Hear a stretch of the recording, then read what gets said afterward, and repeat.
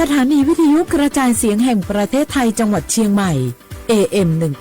1476 กิโลเฮิรตซ์สถานีวิทยุภาคภาษาชาติพันธุ์แห่งเดียวในประเทศไทยที่มีความทันสมัยเชื่อถือได้สร้างอัตลักษณ์กลุ่มชาติพันธุ์สู่สากล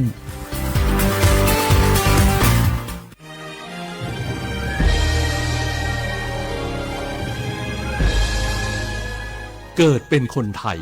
เติบโตบนผืนแผ่นดินไทยจงภูมิใจในความเป็นไทยชาติไทยเรานั้นนับเป็นชาติที่มีความเป็นมาเก่าแก่ยาวนานเรามีภาษาวัฒนธรรมและมีสิ่งต่างๆที่เป็นเอกลักษณ์ให้เราได้ภาคภูมิใจในความเป็นคนไทยเราควรเห็นคุณค่าและมีความรักชาติหวงแหนแผ่นดินอันเป็นมรดกของบรรพชนร่วมภาคภูมิใจในความเป็นไทยโดยสำนักประชาสัมพันธ์เขต 3 กรมประชาสัมพันธ์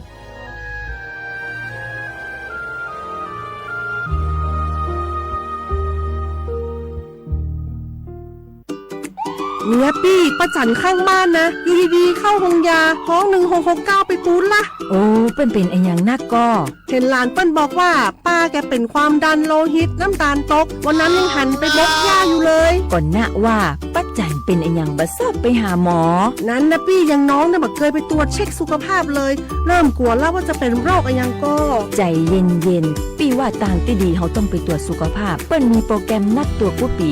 ไปตรวจจะได้รู้ว่าเฮามีความเสี่ยงเป็นโรคอะไรอย่างพ้องรู้ก่อนจะได้เตรียมตัวก่อนรักษาก่อนบ่ต้องมานั่งกังวล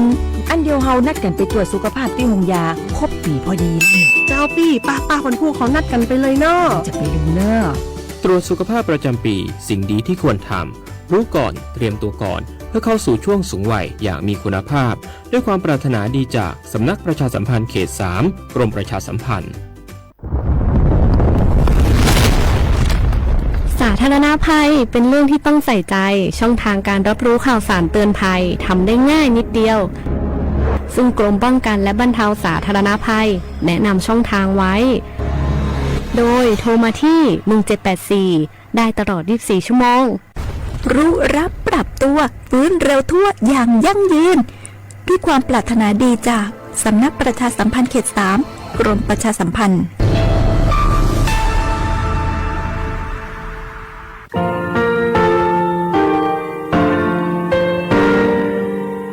งาคือมีติปิเพกาวิเชลงาคือติยาติชูเลติเลเพกาวิมาเฮยาค่างาคือชอยาออตุคโลกาติเชวิออโครคาติผาคาชูโยอาชูโยวิโยกาคาเดติเลอติเกกาพุติลาวิทปาโตงาคือชอยาอาสติกาวิโยงาคือออตุคโลออโครคากาติเชวิอูเวอีเวมาโกติยาลิเลทอกาอายีอูเว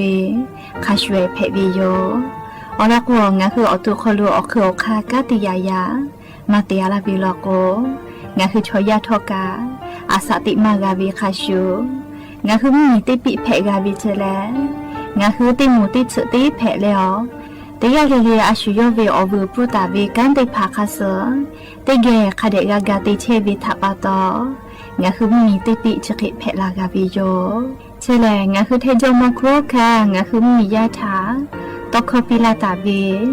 ปุระเวติเชเสนีเสหปามัชหปานิยาติเชออกขอบทา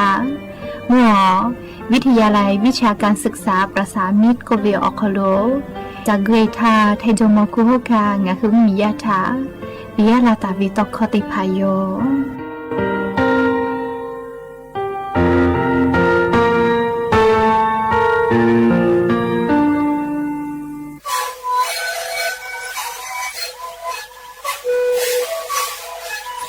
นี่คือนคือยาแก้เชื้อเวออกเข้าชิแล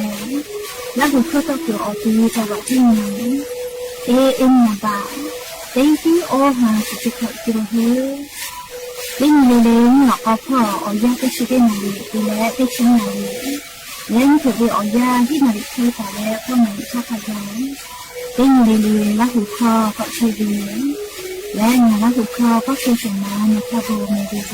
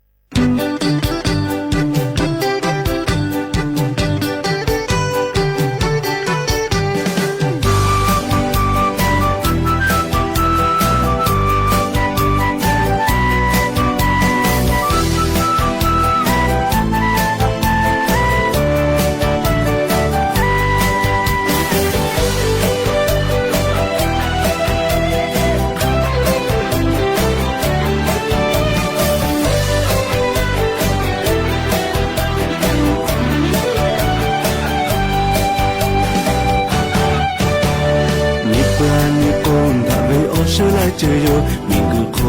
你想把它为，梦地方地头，梦是万事头，梦歌把歌口比拉为，呀路个为马宝，可罗富为下黑，我一看个不地大为哦这，路多路大嘞，呀不呀都错。มามูมาจูเชได้ขอมาออโปเกิดตาเวชีเบเมโปลาหูยาทาหูชาโบนาลาหูลาลีลาหูโควิชาบงปีลาเชเวมาชิมูเลจาเชเพตุลาโบนิโลจาบงปีลามาจา他那命运下不也路，每个小伙在打雷，每个父亲母比路，哦啦啦啦啦啦呼呀呼哦，哦嘛达啦门可门里，他会下他去阿比路，拉路为门可打雷，拉路夜里也看个，哦啦哩啦呼呀我去木路，哦是那路里他里说。老爷公与小梦也落骑马游。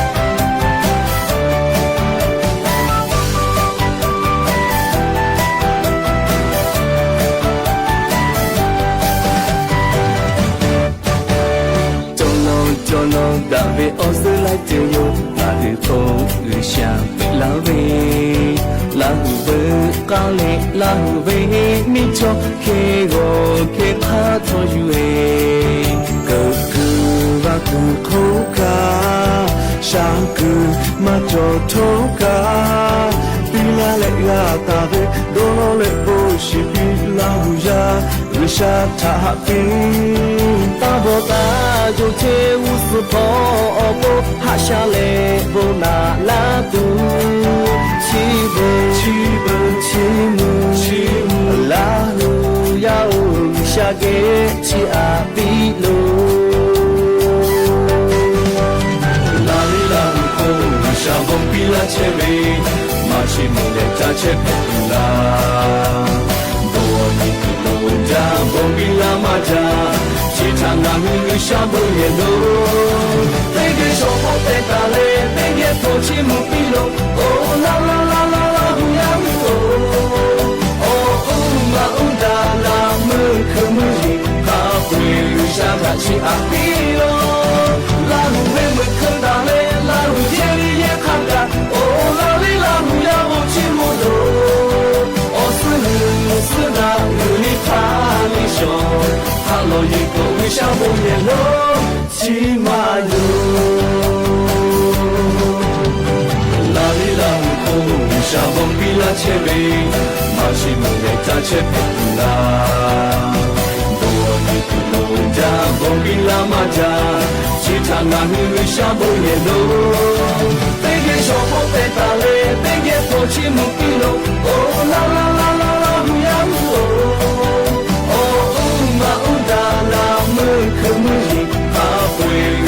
去阿比罗，拉路为门肯打雷，拉路夜里也看个，哦拉里拉路呀我去木罗，哦是那路里他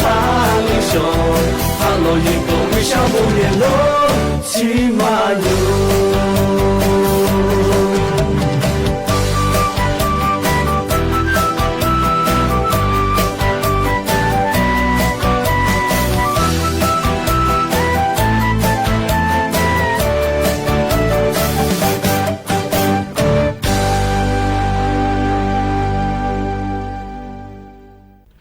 อบูดาจาวิโยอย่าปึหาติปอทอกาดาจาวิโอยาเชอคโลงาคือติปอกอกะมีลาเลอชุปาอุปาโลเชตาวิโอวิโอนีลาหุยาติพัทธะติแกอคอกะกอกะดะกิเชวิทัปปะตออรอปแลติกาเลเลทาตาอุยอยาวิโอคโลละเซจาเลอตอยอลาวิโยแม่หาวิโอวิโอนีราหุยาขะพอชุปาโลเชตาวิขะคิเพเชเลติกาเลเลทอกะจาเมดอแม่แม่กาแม่ฮาเลดอซาเชลลีนาจะได้เจอเวียยากานี่คือไทยมิงกอคโลแลมุยคืออยาปืลาพ่อเชตาปืวิโยมุยคืออยาปืลาลอกแลมุกะเวียยาคโลกอโลอิตุโยแม่จะดาปะตอลิงาคือติกาเลลิกาอเจ้ายาคาสปีปาไกเชเวียอเจติผาถานี่คืออตุกาปีปากาเลหาอยู่กาตัวอโปติกาเลเลเชซาจอซาปุตุอโปจาเวดอเวเชเวจอเวซมุกากาเจเวอเจจะได้พาเลเรียงคืออายีอืจาเวโยอาสาติเชเวอยาอคโลอลอโกชอยาเลนี่คือขักเทติจาโกนี่คืออตุกาอุคิเพวิเจจะดาปตองคือติกาเลเลกาเชซาจอซาเลอานาอากอมาจอเวชอติพาแทกาวิโยและอย่างนี้เวียวยาวคโดทอกาจะได้สาวคโดแล10%นี้กับวิโยแม่อย่างนี้แหละติชฮาปาออโตบาฮาปาคโล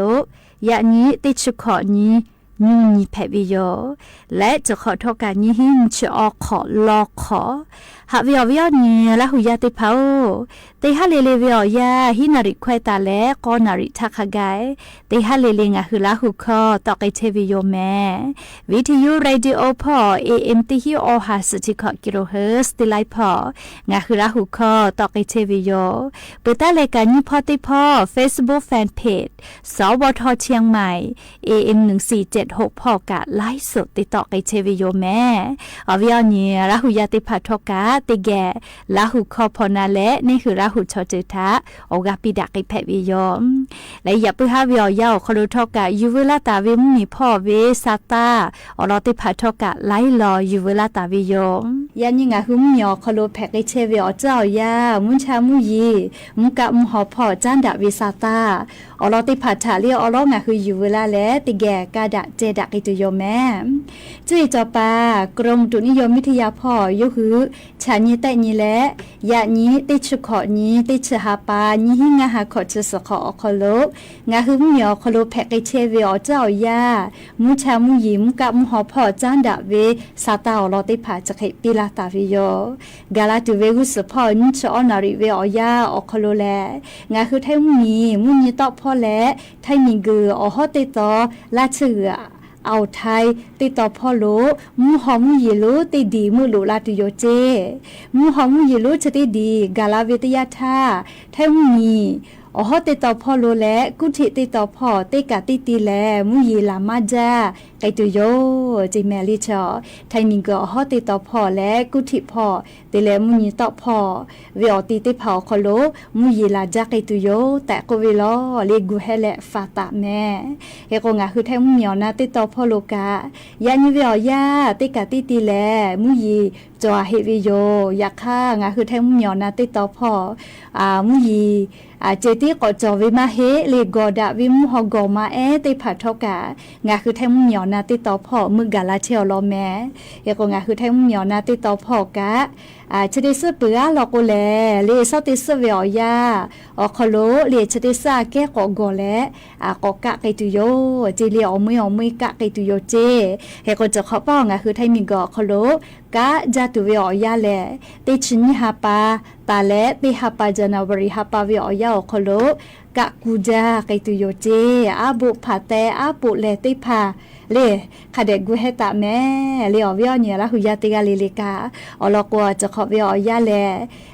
ปุลาเวเลจะขอป้อมุชัดเลฮอจา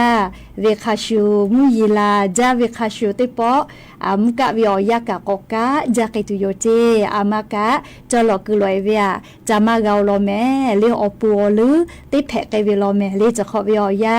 ติยาแลมิงเกชะดิสอคโลปีปาเวียอเจติพาไลยาตอลาวิเจเลเคโกจะขอเวีย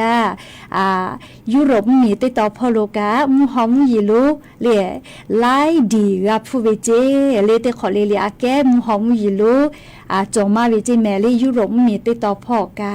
เฮโกปุลาวิอยากางาคือซาตากากาเวเล่อเมริกามูมีอคโลกาติสขาติสเล่เฮจาเวมูหอมูยีลูติผามูลุเอเลมียากาชอกาสเลลูวิซิเวกากับฟูมาจาวิโยเล่จะขออเมริกามูมีอคโลกาจะเคเพเชวิโยเรียกความริกามีเจติมาเฮซามีอคโลไลมีทอกาจะขอวิอยาแลมุยีลาจาวิทัปตออีกาลูลูลาอีกาทูเวมีปะจิลาเวมีกุยอจิลาเวทอกาหมดจอเรียจะขอให้โกเคตตอกาอัดเพจอจิแม่เรียกกงาคือติกาเลเลกาเจ้ายาปีปาไกเจ้าล้อเรียกกงาคืออาสติคาดอกคาเตเว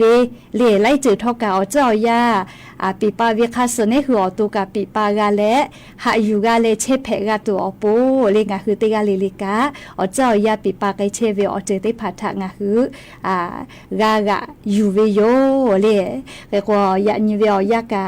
ญานิเวติยาทางาคือทั้งมีอนาติตอพอโลกามุยีจอลอติฮาเวียเซชเปเซจิแม่มาเวจังหวัดจีใหม่จีให้พะเยาจังหวัดน่านแพร่ลำพูนและจังหวัดลำปางพอเจเลติฮาเวียเซชเปเซอันทางคือราหุยาลาปาพอเชวิชอติภาโกลาเวอีกาดอตุกามาโจเจลิกาหาวิเจไคเตเลนาลีลาปาพอฮอจัชจาวิเมลีลาปาพอกาติจาวะโยลีบุงกูเวียยาฮอจาลาโกฮอจาเวติจาวะเพวิเมลีลาปากาเฮกว่าลียานิภาอีสานพอกามุยาเจจอลอติฮาเวียนชเปเซเจถ้ามีก็จะติต่อติฮาเวียออชเปเซเจแม่มุนีต่อพ่อขอชเปเซเจมัวลีจังหวัดนครนายกเลปราจีบุรีชลบุรีระยองจันทบุรีและจังหวัดตรังจะได้ผ่าออกคโลเลียนติกาติติมุยีลามาจากไอตุลอแม่ก็เพื่อเลยให้มีก็ฮอตติตอพ่อกะยันยิมุยีติฮาเวียขอชเปเซเคเบหุตาวิลอแม่กูให้และฝากก็วิโยเลียจังหวัดพังงาพ่อภูเก็ตกระบี่จะได้ต่อคโลมุยีลาจาวิลอโกเลียให้ผู้ขอวิกะลูลูลามีปะเวมีกุยอจิลาเวทได้ผ่าทะกูให้และฝากก็วิลอเลียไทมีเกอฮอตติตอพ่อโลกะจะได้สวยอยามุยีข้าจ้อยจงมาลอแม่ใครแต่ละอย่างนี้กุฏิพ่อกามุยีติฮาเวียขอชเปเซเคจะได้สอบขลุกนิเวศยาธาติชงันตาเลนชตินี้ข้าไก่ลอแม่เลมุยีจอเวใครแต่ละมุยีลามาจากตัวเวลเลติชกอนเตเลนี้ชตินิเวอยามุยีลุลามาจากตุโยเจเลขอชเปเซตาเลสชเปเซข้าไก่เจข้าพอชพอโลกาติปอมุยีกอลามาจากตุลอเลหรือเลกาไทมิงเกอฮอติตอพ่อแลขอชเปเซเตเลฮีชเปเซข้าไก่เจแม่เลจะได้สอบขลุแทมมีอนาติต่อพ่อลโกติชกอนตาเลนชตินิเวอยาชอคโลมุยีลุลาเลลามาจากตุโยเจใครแต่และเลมุยีชติปื้อเปื้อลโกงะคือแทมมีอนาติต่อพ่อแลชติซาแกติปอกอกอไกตุโยจิเมเลชกาเจ้ายาคาสุแพตอลาเชเวเลมุชามุยิมกับมุหอพ่อจันดาวิซาตาอลอติพายโยแมแลเลชติคืองะคือเกาะจ้าเลเลเชซาจอซาพ่อจ้าดาวิซาตาอลอกาติแกกอนาสิแม่ฮาวิอวิอเมียระหุยาติพาโออานาทะตอดะเลฟาพ่อกาติเชเวมอสลาอุติภาอลอซาตาติภาจะเคปิลาตาวิโยจะขอวิอยาแลงะคือไทมิกอคโลกะนาพืออานาก็เวเลไข้มาลาเลียอานาก็เวนะเชเวแลปุจากอผู้วิลาตาวิติอานาเพวิโยมาเวให้ปุขอเวปุจากอติภาเพวิโยใครเตและไข้มาลาเลียก็เวเลนะเพื่ออาณาชได้ภากามาเวเล่มีจื้อพ่อดอดาตาเวกขอคู่หลอกคู่พ่อคะติเผาคโลเพมาวิเจใครแต่แลจะขอเป้าลิงคือไทมิงกอคโลเชซาจอซาพ่อกาติเชเวอโมติภาโกเวงาคือไทมีเล่มัมมีจื้อดอดาตาเวติชจังหวัดจอวิจิแม่เล่มัมมีดอดามาจาโลลิงคือไทมีกะใครก็จะขอเป้าวิจาลาเล่ติฮาปาจานาวริฮาปาเตเวลาเลขอฮาปาจูฮาปาวิอยาคโลนาพืออานาเล่ไข้มาลาเลียอานาก็เวชได้ผาแต่กาเวคาเปฮี ก็หาก็ชกกาเจใครแต่และเรียนเพื่ออานาแต่หมอมาจะเวอตีแลจังหวัดตากพ่อจิแม่อฮีออชฮีกาแต่หมอวิเจเรียจังหวัดตากแลมัมมีป้าโลดอดาตาเวเรียตีจังหวัดเพวิโยเรียกกว่าจังหวัดตากพ่อกาเวลาวิอยามัมมีป้าโลมีสุสาวิอคอโลมัมมีชอกางาคือไทยมิงกือเป้าลูลาและเรียติจุติยาจะพอเชลาวิกะมาวิโยเรียกเตและจะขอพ่อนะเพื่ออานาแต่หมอมาจะเวงาคือไทยมิงกอคอโลแลจังหวัดตากพ่ออหิกาพะเคแต่กาวิจิแมมก็เตยเลนะบัดนี้เราก็จังหวัดกาญจนบุรีพ่อเจจังหวัดกาญจนบุรีกาเลมังมีทะดอดาตาเวติจังหวัดเพวิโยเลมีเจมังมีทะดอดาตาเวเฮโกโมพ่อเราก็กะมังมีชอกางาคือไทยมิงกือเป้าลูลาและมอจาฮอลาเวเลมีเจพวาเวทปะตอนะเลจ้าดากอดาเฉเป้าเป้าเกเลจือฮูตากาติเวเลชอตอตอโลโลติเชเวติจังหวัดเพวิโยเฮโกโมจังหวัดกาญจนบุรีพ่อกาติฮิติหานีกาเขเตกาวิเจลีนะเพื่ออานาแต่กาวิเจก็เพื่อเลจังหวัดไม่ฮอซอพ่อกะจิแม่เลก็หางัดชุกกาแต่กาวิเจเพื่อเราก็เลจังหวัดประจวบคีรีขันธ์พ่อก็หางัดชงากาและจังหวัดราชบุรีพ่อเลราชบุรีพ่องาฮากาแต่กาวิเจเฮโกเลปุจักก็ปูลาตาวินนับเพื่ออานาก็เวนาลีไข้มาลาเรียอานาก็เวเฉลเมาเวอปูมาเลไวแวกก็เวติยาเพวิลอจิเมลีไวแวกก็เวติยาเจติฮาเวียก็เสเปเซพะเลไข้มาลาเรียอานาอปูมาเลอปูมาไวแวกก็เวติยาอาจจะเพมาวิลอเจเปือลอกนิยาติยาเลฟราซีปารามก็วิจิแม่เลชเวียงาเปเซเจติหมอวิจิเฮโกมาเวมือจ้าวาจาเชเวกากาจาเชเวชอติผาขอเพมาวิลอจิแม่เฮโกงาคือไทยมิงกอคโลกาเลมัมมีชอกาลุลาเลกังกาจาลาเชเวมาวิโยเคเดแลนะเพื่ออานาแต่หมอมาวิกาเลอบามีชองาคือไทยมิงกอคโลลุลาเลกาจากาจาลาเชเวชอติผาเพมาวิลอเจเลงาคือไทยมีชอแต่วิลโกเคมาเพจิแม่ลิชกานะเพื่ออานาลีมีจื้อพอแป้นดาลาเวทัปโตลิงาหุมยอคโลกาจะขอเป่าฮีกอหากอชกอราเคเลนะเพื่ออานาไข้มาลาเรียอานาอปุมาติผาแต่หมอวิเจเขกวงาฮือไทยมิงกอคโลนิเวตยาธาปุลาตาวิอยาโลโกเลไข้มาลาเรียก็เวนะเพื่ออานาชได้ผากะมาหมอวิเจเลอยากให้จะขอวิอยาติปอกกอลาและกอเพวิจิแม่เขกกอกูแฮและฟาตาโจเวเลมัมมีป้าโลมีจื้อดอดาตาเวจีให้จีไมเลอติชได้เผาคโลกะฟาตาโจเวจีแม่เลให้ผู้ขอรวยและเตียงาฮือจาตุดอตูให้ผู้ขอเวว่าตูอ้อจามูอ้อจาเลว่าปือมือเลชดิเจาเราก็ว่าปือมือก็จอเวลอเลว่าเจขอว่าปือมือต่อเวเคเตแลมาตือเสือเลชื่อเสืออ้อจาเวเลงาคือให้ผู้ขอจาตุโยเลอเจจะได้พาเลเคก็ให้ผู้ขอโลจากะใจเวลอกกะผู้จักก็มากะชิดูนะเลอาชุยอตุยอกะคะเดฟะจิแม่เลชกะอยู่เวลาเลงาคืออเวียเนี่ยละหุยาติพัทธะอลอซาตาติพาจะเขกาลาวิโยแม่และเลไข้มาลาเรียอานาเจติกะมาเฮเลชดิคือเวียามือขอพ่ออีกะถูปขอเนาะติปอมียาเกียวกะเทกอเพตอลาเวไข้ลัวอานาก็เวเลปุจักก็ปุเวลาตาวิติอานาโยปุจักก็ตีแรงคือชอยาแป้ลาวิโยเฮโกเลียงคือชอยาชอยามาแป้ไก่ปื้อเลยอยากค่ะปุจักก็ชองาคือชอยาไข้ลัวอานาแพวิติกาชีอาเลเลติกาก็ชิวิลโกไข้ลัวอานาชดิภากาลีปุจักก็ติเลติกาปุติกาปุจักก็โยชิอาเวคาเปเลไข้ลัวอานาอปุมาติภาโยชิวิอยาโคโลโจอสขอเพกะวิเจเฮโกเลงาฮือติกาเลเลกาอายิอุจาเวเลปุจักก็ตาชิ จือเลสาลือเลกะตาว่ากะจาเวกะจืเลเวปุจักก็ติผาจิแม่เลอตอมาเฮจาเวเฮโกอีกะทุเลกะตือเวเลติผาจอเวลกุกะฮะกูบาเลเยจีเยเจ้ากะเกเลติเชชดิจมุยลาปุจาเวทัปตอเยจีเยเจ้ากะนากะนาวิโยเฮโกเลกะเจอีกะตือเวจอเวลกุกะคาเดหุบาจอบาเลฟุกุอีกะคือแต่เลเยเชเวลกุกะโอหุคาเดเบหัวเลเยเลอลโกปุจักก็ชดิผาแลอีกะเกเลเวอคโลออูเลอเยติผาพีวิโยเรียกก็งาหือใครรู้ว่านาติพามาโกนาเพื่ออานาแพวิทยาธาอตูฮอนาเชนา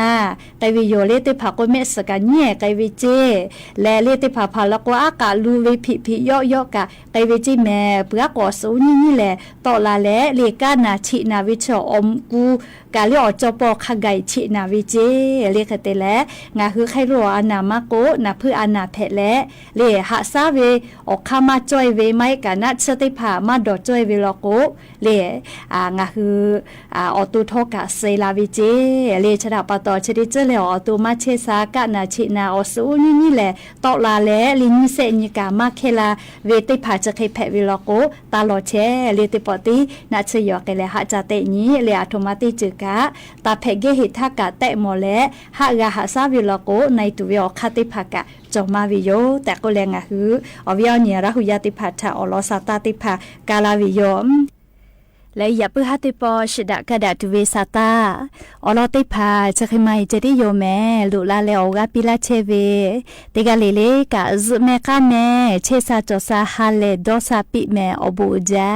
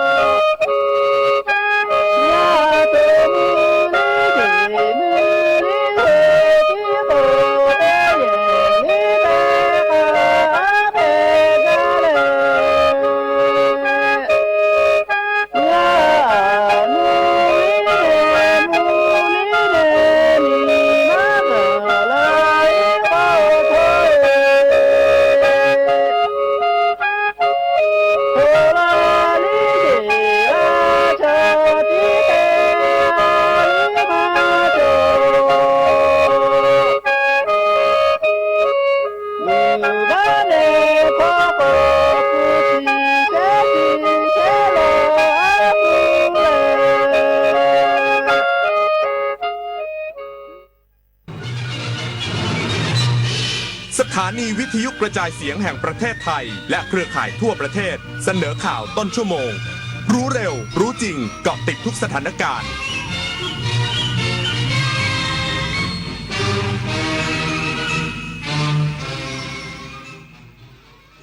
รับฟังข่าวต้นชั่วโมง 21 นาฬิกากับอานนท์ นันตสุคนครับ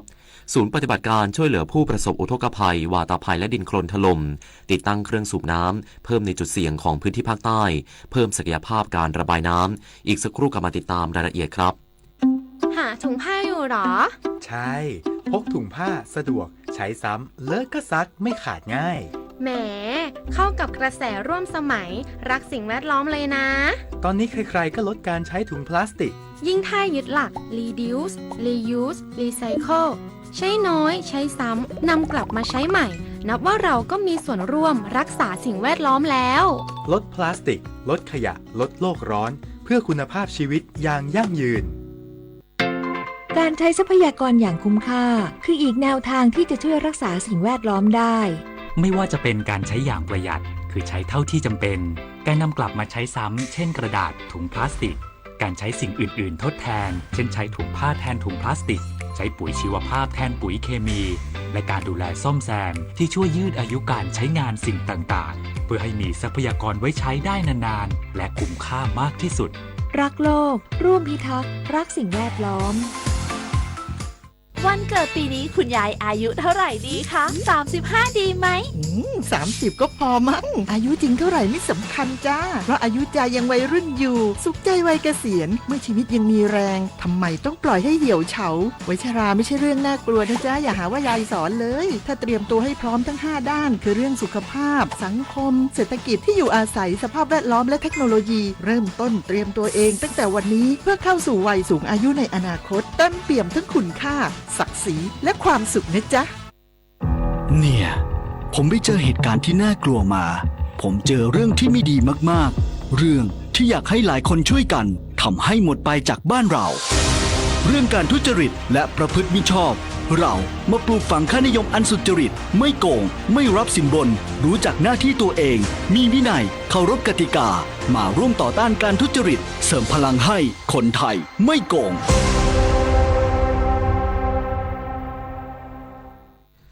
ศูนย์ปฏิบัติการช่วยเหลือผู้ประสบอุทกภัยวาตภัยและดินโคลนถล่มสั่งติดตั้งเครื่องสูบน้ำเครื่องผลักดันน้ำ170เครื่อง23จุดเสี่ยงของพื้นที่ภาคใต้เพิ่มศักยภาพการระบายน้ำลดผลกระทบประชาชนนายจิรายุห่วงทรัพย์ที่ปรึกษาของนายกรัฐมนตรีและโฆษกศูนย์ปฏิบัติการช่วยเหลือผู้ประสบอุทกภัยวาตภัยและดินโคลนถล่มหรือสปช.และสปช.ส่วนหน้ากล่าวว่าสถานการณ์อุทกภัยและดินโคลนถล่มในพื้นที่ภาคใต้บางแห่งขณะนี้หลายหน่วยงานลงพื้นที่เข้าให้ความช่วยเหลือผู้ประสบภัยอย่างต่อเนื่องล่าสุดนายภูมิธรรมเวชยชัยรองนายกรัฐมนตรีและรัฐมนตรีว่าการกระทรวงกลาโหมในฐานะผอ.สปช.ติดตามสถานการณ์อย่างใกล้ชิดพร้อมสั่งการหน่วยงานที่มีเครื่องจักรเครื่องมือเข้าสำรวจเส้นทางตามแนวเขาที่อาจมีดินสไลด์หรือดินถล่มเพื่อป้องกันการเกิดเหตุเพื่อลดผลกระทบที่จะเกิดขึ้นกับประชาชนขณะที่กรมชลประทานโดยสำนักงานชลประทานที่15มีแผนเผชิญเหตุและป้องกันอุทกภัยในพื้นที่ภาคใต้5จังหวัดได้แก่จังหวัดนครศรีธรรมราชสุราษฎร์ธานีกระบี่พังงาและภูเก็ตโดยมีพื้นที่เฝ้าระวังทั้งหมด23จุดทยอยติดตั้งเครื่องสูบน้ำและเครื่องผลักดันน้ำในพื้นที่รวม170เครื่องพร้อมจัดเจ้าหน้าที่ประจำจุดเสี่ยงพร่องน้ำในพื้นที่กรณีที่มีแนวโน้มฝนตกหนักต่อเนื่องและเมื่อเกิดเหตุให้สามารถเข้าช่วยเหลือประชาชนได้อย่างทันท่วงทีเพื่อลดผลกระทบให้ได้มากที่สุดกระทรวงการต่างประเทศประสานงานทางการอิสราเอลเพื่อนำร่างแรงงานไทยที่เสียชีวิตจากเหตุระเบิดตกค้างในพื้นที่นิคมเกษตรทางเหนือกลับสู่ประเทศไทย22ตุลาคมนี้นายนิกรเดชพลังกูลอธิบดีกรมสารนิเทศและโฆษกกระทรวงการต่างประเทศเปิดเผยว่าขณะนี้ทางการอิสราเอลได้พิสูจน์อัตลักษณ์ของผู้เสียชีวิตแล้วและแจ้งยืนยันว่าคือนายนิสานมีรัมมีภูมิลำเนาอยู่ที่จังหวัดบุรีรัมย์โดยทางการอิสราเอลได้ออกใบมรณบัตรของนายนิสัน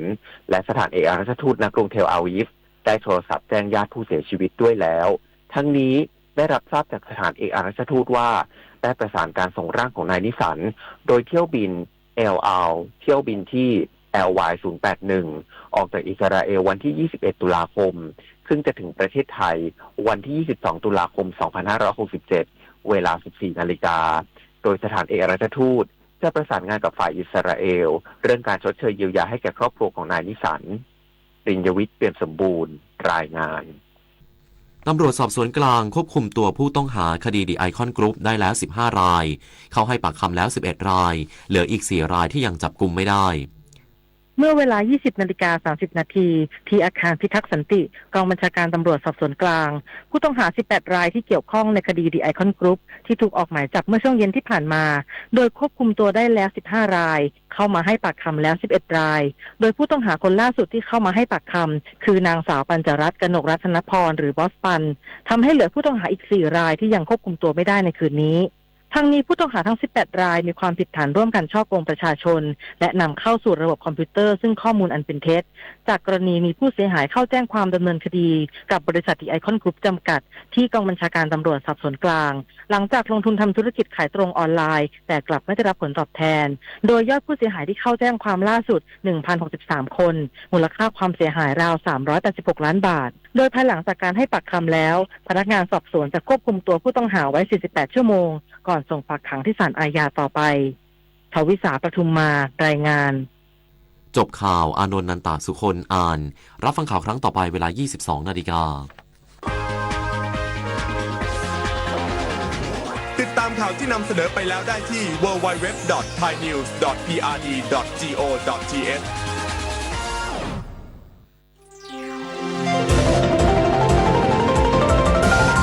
วิทยุแห่งประเทศไทยให้ความรู้คู่ความสุข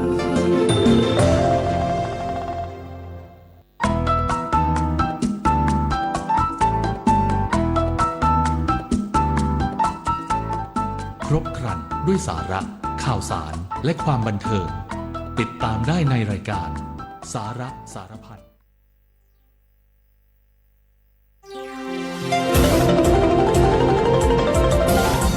วิทยุแห่งประเทศไทยให้ความรู้คู่ความสุข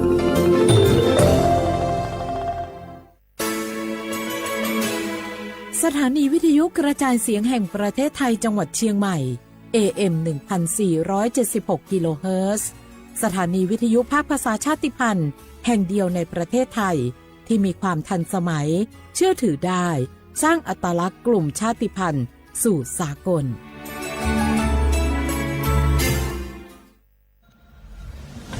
หนูเห็นพระองค์นะคะทรงเล่นกีฬาหลายชนิดเลยค่ะในหลวงก็ทรงปั่นจักรยานพระราชินีก็ทรงเรือใบทรงกีฬาไอซ์ฮอกกี้ด้วยค่ะหนูเห็นแล้วทำให้หนูตั้งใจที่จะออกกำลังกายอย่างสม่ำเสมอเพื่อสุขภาพร่างกายที่แข็งแรงค่ะพระองค์ยิ่งทรงนำทัพนักกีฬาไทยเราไปแข่งขันกีฬาในระดับสากลหลายชนิดกีฬาทั้งกีฬาขี่ม้ากีฬาแบดมินตันซึ่งเป็นแรงบันดาลใจที่ดีมากๆให้กับเด็กและเยาวชนค่ะพระองค์เป็นเหมือนแสงนำใจไทยทั้งชาติมาเตเจ้ามาร่วมกันออกกำลังกายง่ายๆด้วยการเดินวิ่งปั่นออกกำลังกายอย่างสม่ำเสมอช่วยป้องกันโรคสมองเสื่อมป้องกันการเป็นอัมพาตได้ในเจ้าสถาบันพระมหากษัตริย์ศูนย์รวมจิตใจของคนไทยทั้งชาติสำนักประชาสัมพันธ์เขต 3 กรมประชาสัมพันธ์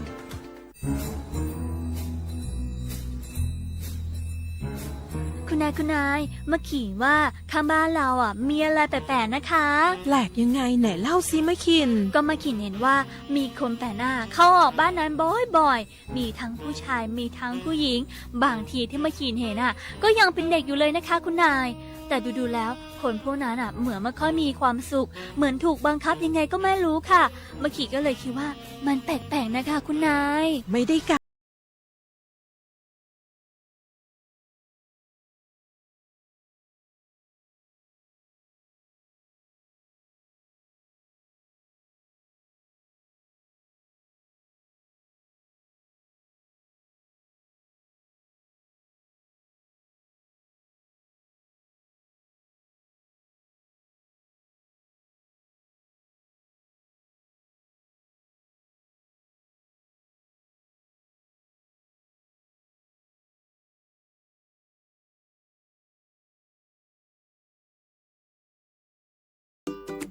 เนี่ยปี้ป้าจันข้างบ้านนะอยู่ดีๆเข้าห้องยาห้อง1669ไปปูนละโอ้เป็นไอ้อย่างนักก็เห็นหลานเปิ้นบอกว่าป้าแกเป็นความดันโลหิตน้ำตาลตกวันนั้นยังหันไปบกหญ้าอยู่เลยก่อนนะว่าป้าจันเป็นไอ้อย่างบัดซอบไปหาหมอนั้นนะปี้ยังน้องนะบักเคยไปตรวจเช็คสุขภาพเลยเริ่มกลัวแล้วว่าจะเป็นโรคอะไรยังก็ใจเย็นๆปี้ว่าต่างที่ดีเขาต้องไปตรวจสุขภาพเปิ้นมีโปรแกรมนัดตรวจผู้ปี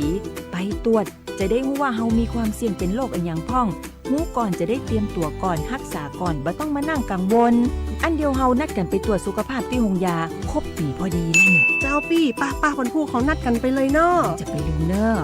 ตรวจสุขภาพประจำปีสิ่งดีที่ควรทำรู้ก่อนเตรียมตัวก่อนเพื่อเข้าสู่ช่วงสูงวัยอย่างมีคุณภาพด้วยความปรารถนาดีจากสำนักประชาสัมพันธ์เขต 3 กรมประชาสัมพันธ์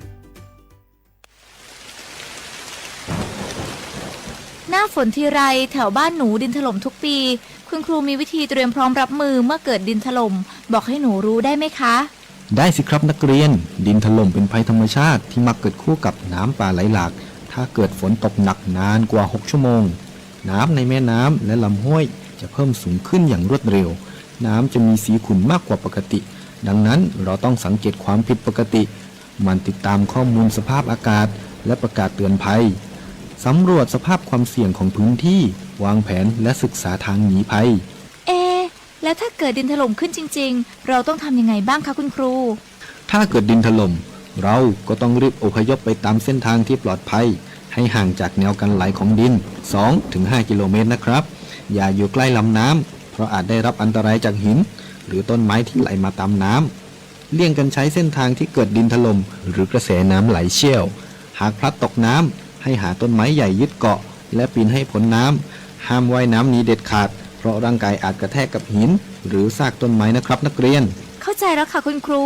หนูจะจดจำที่ครูสอนเมื่อภัยมาถึงหนูจะได้ปลอดภัยค่ะ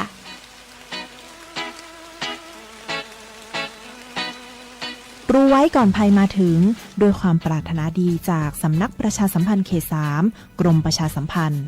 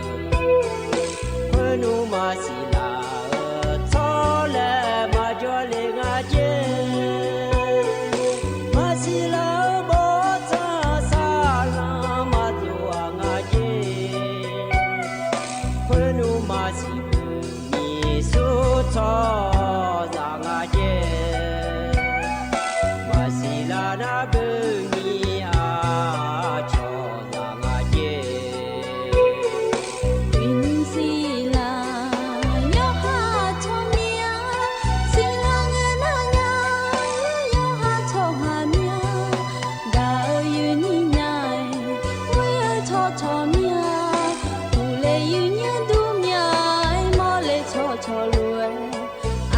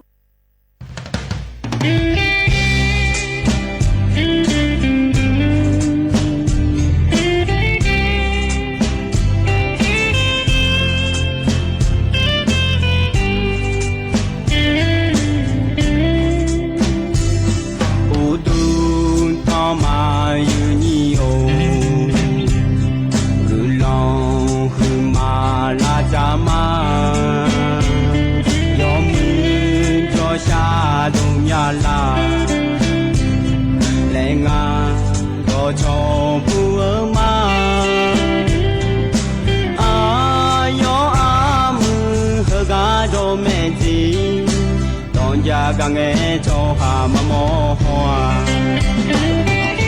trên con khá ga cho ở cho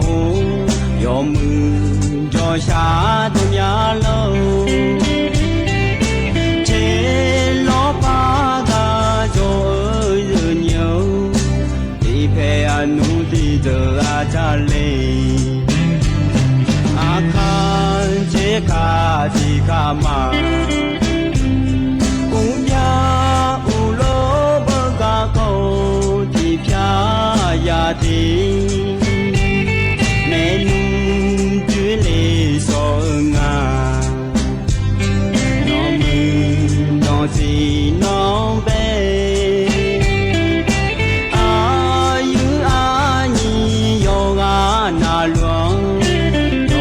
cho xa đu yo em mà chờ bây giờ cho mong bố bion lên mà yêu sẽ mưa đi phía ya đi ang ta cho a kha ra có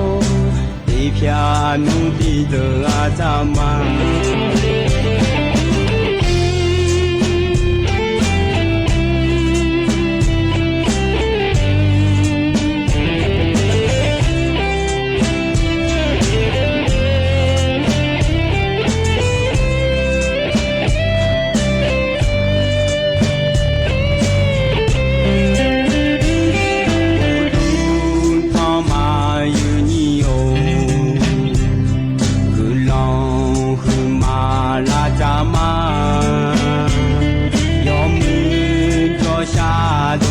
la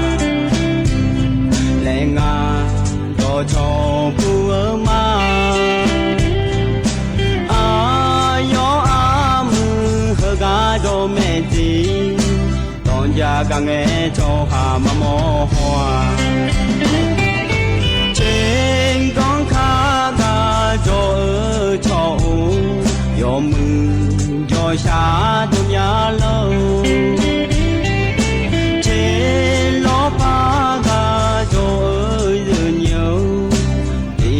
anu di giờ a cha lê a khan che ka di ka ma unya ulo ba ga ko di pya ya di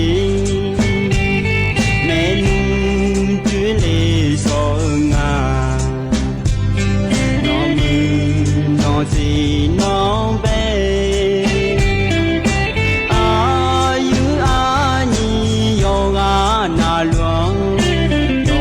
cho xa đu yo em mà chờ bây giờ cho mong bố bion lên mà yêu sẽ mưa đi phía ya đi ang ta cho a kha ra có đi phía nu đi giờ a cha mà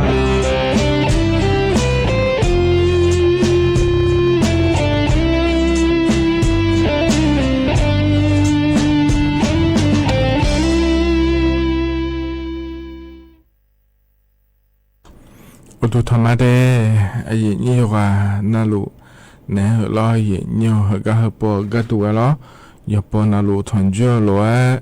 ai nhiều à na lụ nè hở phải à thằng chưa mẹ gì nhiều lo giờ là nghe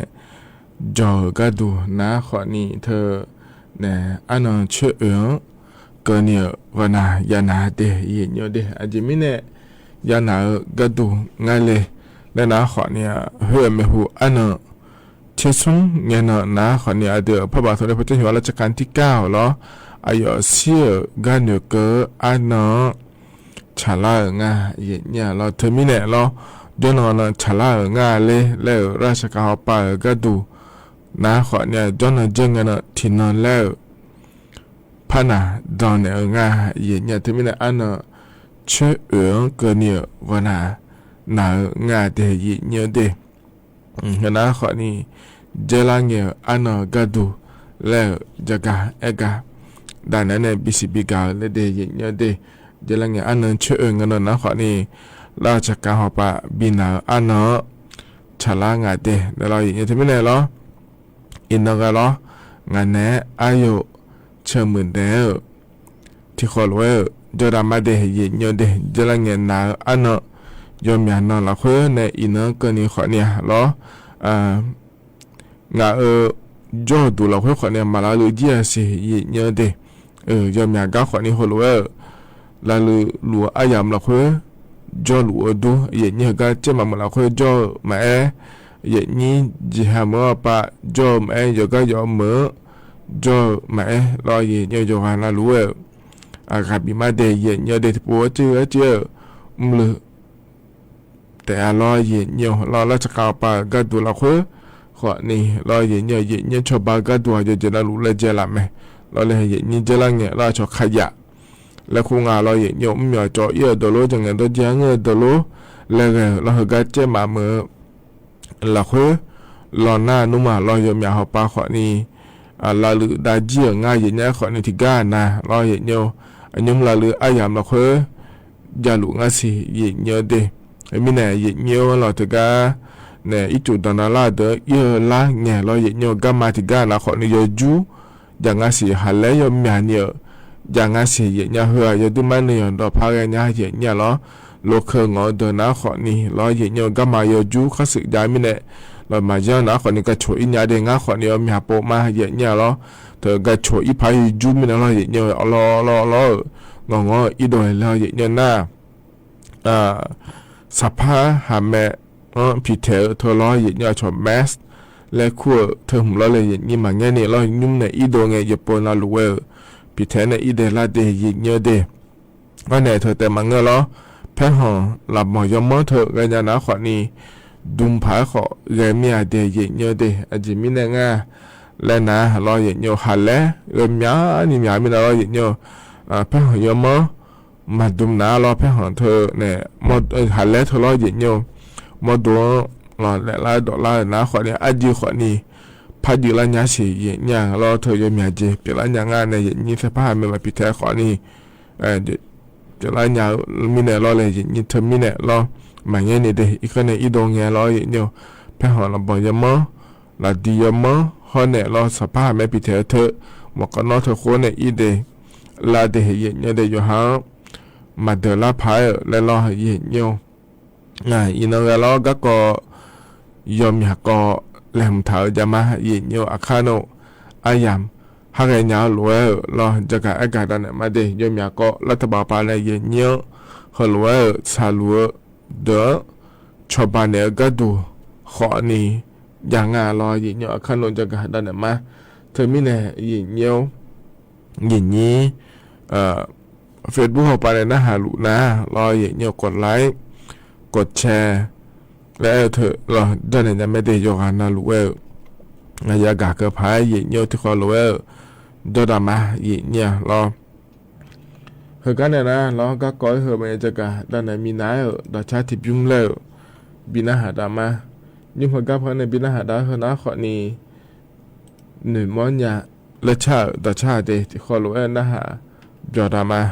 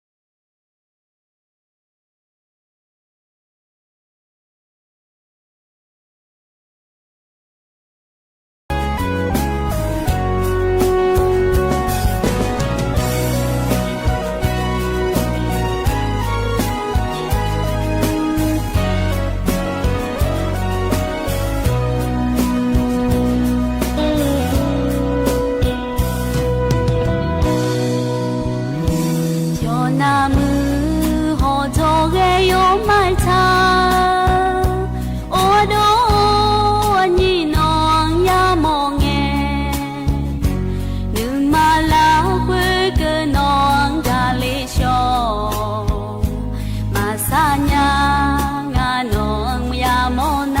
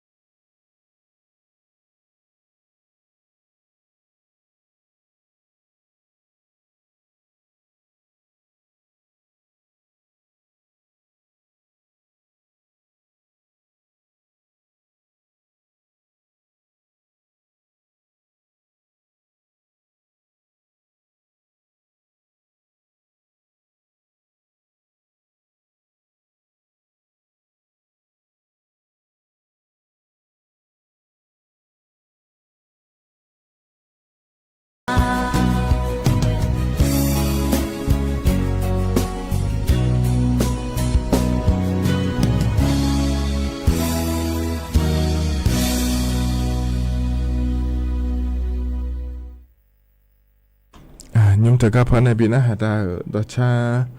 ta ka ta byum na lo yin nyon nu mo nya la cha da cha de yo ga na lu phane bi na hata ga na ha byo do lo yin nyo lo do no pa la ne na ha la yin ni kho ni jo do yin nyam kho pa ne na ha ma e Facebook ho pa ne na ha ma e lo yin nyo kho pa ne na ha ga du na kho ni AMที่พายาสิเชโกกิโลเฮิรตซ์พอปานเนนะหาเนี่ยไม่ได้นะเฟซบุ๊กปานเนนะหากระดูดนะขอนี้ชมยันนะรอเย็นเยาเฟซบุ๊กเราคุยเรื่องเนี่ยโปรเลยเดสวทจุดเชียงใหม่ AM 1476กิโลเฮิรตซ์และเย็นเยาแต่ก็จะพอเนี่ยไม่ได้ที่ขอรู้ว่าจะตามมาเย็นเนี่ยเราก็พอเนี่ยจะการแอกากระดูนะขอนี้รัฐบาลก็เกาะรออย่างนี้อดีตตั้งแต่ช่วงอดีตอาคาช่วงเดียวรอจะการเอกดันเดียไทยมีของเราคุยโจเดียวแล้วยังงานเราในอย่างนี้ขอนี้ยอมยามีของเราคุยขอกักเกอีแม่อย่างนี้ที่มีแหละน่าหันยังไม่ได้อย่างนี้ก็กักเกนี่กักเกเยอะขอนี้รอเฟซบุ๊กปอลน่านัวรอเกิดมีของเราคุยโจขอนี้รอนากาเธอรออินเทอร์เน็ตยาวนะขอเนี่ยทันเทเนอร์นะหันยังแม่ยินเยียวนะฮะก็อาจจะแบบก็เกาะลอยซื้อถอนจุฬาเงินเนี่ยอย่าไอแนวรวยยินยารอยอมยามือเราคือรอยินเยียวอินยุ่มขอเนี่ยรอบาคือเล่าเธอเนี่ยมือดาล่างอะไรอีจุมาพาดอนเนี่ยเปลี่ยนอิงอะไรยอมยาก็ขอนี้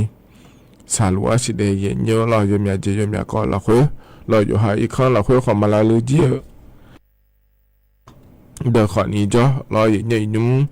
ลาเรืออาหยามละคุยรอมีเชื่อหุ่มมาโลรอเธอในยาเลเชียงาขอเนี่ยรอมีเชื่อเลเชียเราเครื่องซักผ้าและคุยเธอจอเยอะมีเนี่ยเราเยอะผ้าหลาเนี่ยเรายอมยาโดมาเลชีโปผ้าเราที่โปได้เลชีเนี่ยเรามาบุรังกันเลยเราหยิบโปสุมโปขอนี่เลชีโปผ้าแต่ มีเนี่ยรอเลยเย็นนี้ยาเลยใจไหมเย็นเนี่ยเราบีเจนะขอเนี่ยจ่อพักแล้วเราเย็นเนี่ยยอมยาเจขอเนี่ยอีกคนเราค่อยจ่อเยอะเดี๋ยวขอเนี่ยพยาบีเจแล้วเราเย็นเนี่ยผิวขอเนี่ยยานี่ยาอยู่มาสิเย็นเนี่ยรัฐบาลปาขอเนี่ยชาวบ้านขอยาแม่เดะอาคารโนจักรตาเนี่ยมาเย็นเนี่ยน่าก็จอกันมาผู้มาเราค่อยขอเนี่ยอุศถนจ้วแล้วกันเนี่ยยาเนี่ยรู้ว่ารอเย็นเนี่ยยอมยาก็ขอเนี่ยหาแล้วผู้มาโลสัจเจผู้มาโลแล้วก็อย่างงั้นสิเย็นเนี่ยเยอะละเรามาเงี้ยนี่รอจะพาแม่พิเทยุ่มเดเย็นเนี่ยเดอะไรหุ่มมาจากการอิงอ่ะเนี่ยรอเย็นเนี่ยน่ารัฐบาลพอปะก็ดูนะเย็นเนี่ยเห็นยุ่มอายมางานเมืองเราเคยช่วยแล้วยังไงยังแบบนี้เราตะการเย็นเนี่ยบิชอบาเล่ก็ดูก็จะจะบิดาเนี่ยบิชอบาเล่มาเดได้ธุรกิจงานแต่เย็นเนี่ยเราเมืองงานเมืองเราเคยเดี๋ยวเจี๋ยเมืองงานเลยได้นะขอเนี่ยจะหาเมืองพะเยาเมืองรอแพร่น่านฮอนเนสุโขทัยแล้วงานเดย์เย็นเนี่ยเดย์เหรอสัจเจหุ่มารออีกคนเราคุยเลยอ๋อเนี่ยรู้เลยเราก็จบกันมาหุ่มมาเนี่ยยอมอย่างนี้จ้าเนี่ยสาลูเด้อรอก็จะจันเนี่ยรอเย็นเนี่ยแล้วก็จ่อเดอขอนี่ก็จะเมื่อขอนี่จ้าแล้วงานเราเนี่ยเย็นนี้น่าก็จบกันมายุ่งมาบุรพายเมืองเราได้พายเธอก็จะจ้าเนี่ยชาวบ้านเนี่ยมาดีแล้วธุรกิจงานแต่เย็นเนี่ยผมนะขอเนี่ยโครงการเจ้าดาหลารอเย็นเนี่ยอาเกินเราจ้าก็ตุงอ่ะรู้แล้วเฮก็เดินเราเคยมาบอกทางอ่ะรอช่วยก็จะจำหมดนะขอนี่เธอก็สายด่วนกระทรวงแรงงานและโครงการแต่เย็นเนี่ยเธอก็ไม่เลยหมดนะรอเย็นเนี่ยในการเงินชนยังไงเดี๋ยวเธอก็ถึงเมื่อเราเคยจ่อเดินนะรอเย็นเนี่ยจะหาเมื่อพะเยาเมื่อรอแพร่น่านฮอนเนสุโขทัยเจเยเนี่ยเฮงาเมือละคืองาเดรอเธอการนักการสมบูรณ์รอกระจำเลือกกระดูนะฮะเนี่ยชนยากระดูนะคนนี้1506แล้วงาเดเยเนี่ยเดติงาจำเหยาะโกแล้วงาเดเธอก็จะพอเนี่ยชนยาไม่เดเยเนี่ยเดเพราะนะคนนี้อันดับแบกก็เกาะรอเยเนี่ยงานนี้giá thì có lo lô ai nhầm là khơi dân phá ghế hiện nhà thì cả là ý chủ đồng lúa giá thì để hiện nhớ để ý chủ đồng lúa giá mới là có họ nì dân phá ghế giang hiện nhà lo thôi mới này hiện nhiều hồi lúa lo ý chủ không mà đồng cả giá cho là lo hiện nhiều dân phá ghế là có lo hiện nhiều thợ nè rô chỉ núและขั้วทิมข้อเนี่ยรอเหยียดไข้เลือดออกแล้วขั้วเธอทิมเจเหยียดเนี่ยรอมีเนี่ยรออีนุ่มมาเนี่ยเกิดนะอีนุ่มนะขอเนี่ยเธอจะก็อย่างเย็นเนี่ยถึงก็อย่างมั้งเหลืออะไรอย่างมั้งชาลาแม่เหยียดเนี่ยรอเหรออีจู่เราบาหือล่าก็แต่มันก็ยอมอย่างก็ขอนี่ที่กันนะอูเย่อย่างง่ายแต่เหยียดเนี่ยรออีจู่ดองขอนี่อย่างง่ายเหยียดเนี่ยเธอมีเนี่ยนักก็เห็นเยอะยาคาเยอะเดแล้วรัฐบาลเนี่ยกรมควบคุมโรคกระทรวงสาธารณสุขและขั้วพอปานเนี่ยจะกาโดเหลือง่ายเดเยอะเดโรคฉีดหนูเธอหน้าขอนี่แล้วมานี่หน้าขอนี่นักก็หน้าโคจ่าเนี่ยโคจ่าอิชัวนักก็ในแต่ละมันก็ง่ายเย็นเนี่ยแล้วยังอยากจะยังไงเดเธอเดียอาชีพโดเดแล้วก็งาไทยเนี่ยเราเนี่ยเราอิสุสุเจเนี่ยก็ดูมาเนี่ยอาคือมาหน่อยเยอะโลแล้วเรายังก็มามาชนหน่อยเยอะโลแล้วงานในเย็นนี้น่าอาคือหุ่มมาเรามาตัวหุ่มมาหน้าขอเนี่ยอับเวอมอถึงก็มาหน้าหัวปานเนี่ยแล้วยังไงจะก็เรามาจิ้วหุ่มมาก็ยังไงได้เย็นเนี่ยเดถ้ามีเนี่ยเย็นเนี่ยอีจู่หูมาดังกาถ้าอีเดถ้าฉันอีเดแล้วก็เถอะอย่าอีอะไรหลัวนะขอนี่สนบล้อล้อย่าแปะมาแปะเดเลยก็งานเราเนี่ยอย่างนี้สนอีจู่มาเบี้ยเลยก็ดูเดแล้วงานเราเยี่ยวน้อยเนี่ยอีเดลาเดลนะอีเนี่ยอีข้องล่านะคนเนี่ยเขามาอีจู่ยังมือพาอยู่บุพเดแล้วตัวก็งานแถเนี่ยน่าจะถึงว่าก็ดูนะขอนี่ไข้เลือดออกเจเย็นเยอะอีนุ่มมาอยู่เนาะนะลูกรอ ยามองอาสิเดใครแล้วออกทลายเนี่ยเชกอเนี่ยเปียล่านากอทำมาเย็นเนี่ยเราทีนี้เนี่ยเราอย่าขายยันเจเย็นเนี่ยเราเชกอจะมีนิจนะขอเลยยุ่งเบอร์อาชอเนี่ยบึกเธอเนี่ยมุ้งลวดแล้วขั้วเธอขอในจังงานเราเนี่ยเย็นนี่เราโอ้หมาเราเธอพิจารณาเนี่ยมาเชกอมาบีอะไรยากระดูเดแล้วเราเย็นเนี่ยนับบึกขาหุ่มมาขอนี่หลัวสิเย็นเนี่ยต้องตาปะ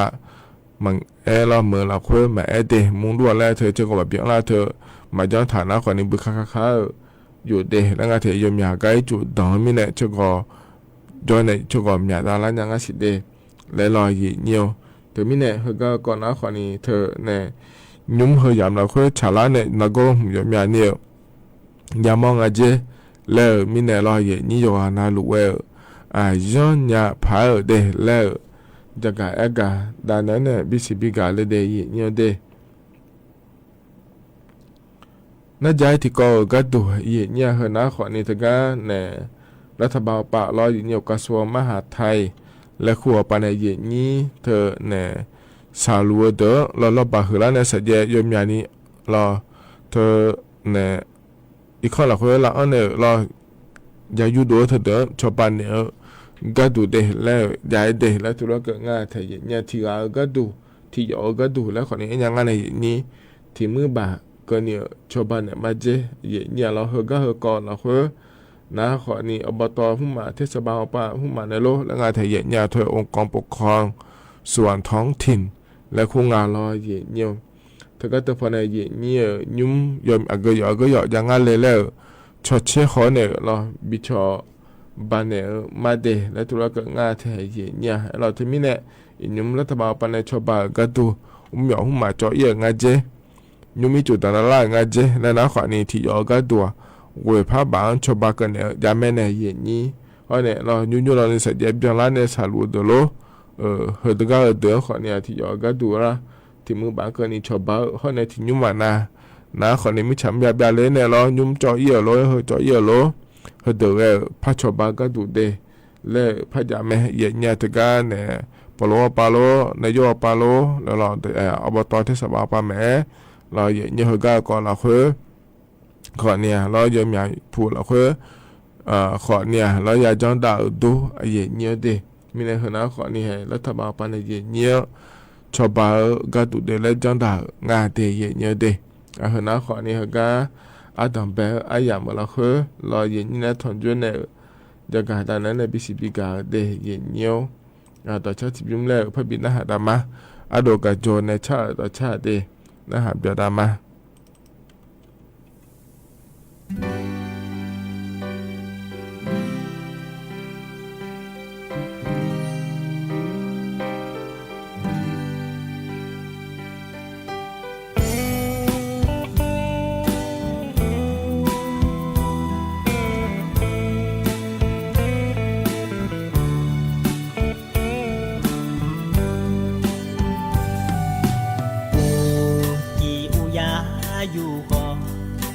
แต่จริงนี่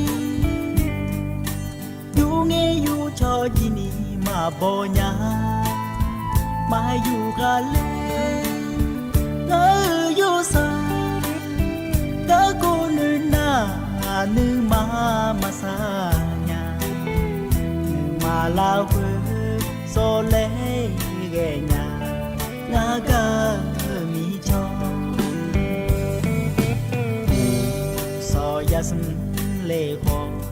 เทียแต่จูนี่ยาสมเลชอจีนี่มาบ่ยายิ้มก็ยานาทีละ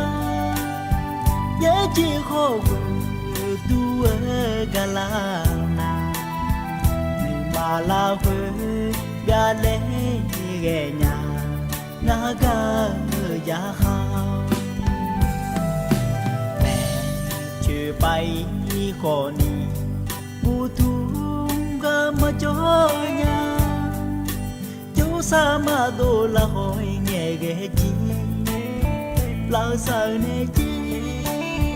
ที่ไกมาจัวเดิน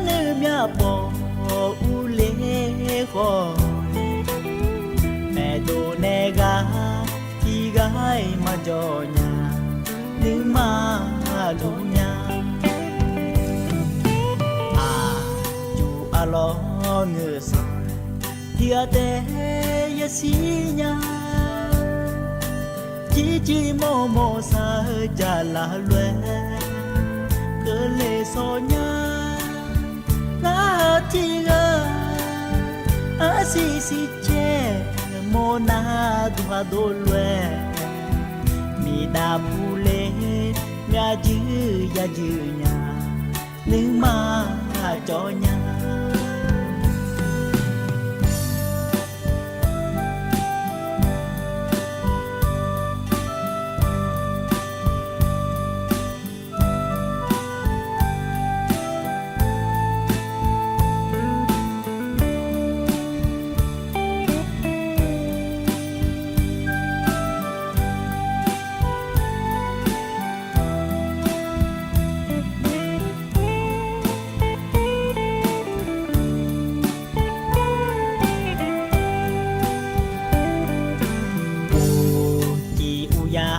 dù còn chia té chỉ ngỡ đi dù nghe dù cho gì ni mà bỏ nhà mà dù cả lên ngỡ dù xa đã cô nữ na nữ mà xa nhà nữ mà lao quê so lẽ ghé nhà na ga mi cho ya sum le ho dia te chu ni ya sum le cho ji ni ma bo nya nhum go nya na ti ra ye ji ho bu tu ga la na ni ma la bu ya le ge nya na ga ya ha bay khó ni bu thung ga mà cho nhà chú sa mà đồ là hỏi nghe ghé chi là sợ này chi chỉ gọi mà chúa ga nữ nhà bỏ u lê khó ni mẹ đồ nè ga chỉ gái mà cho nhà nữ mà đủ nhà lo ngờ sao dia té ya xí nhà chỉ mô sa cha la lue cơ lệ so nhà na chi ga si che mô na dua do lue mi da pule nhà dư ya dư nhà nữ mà cho nhà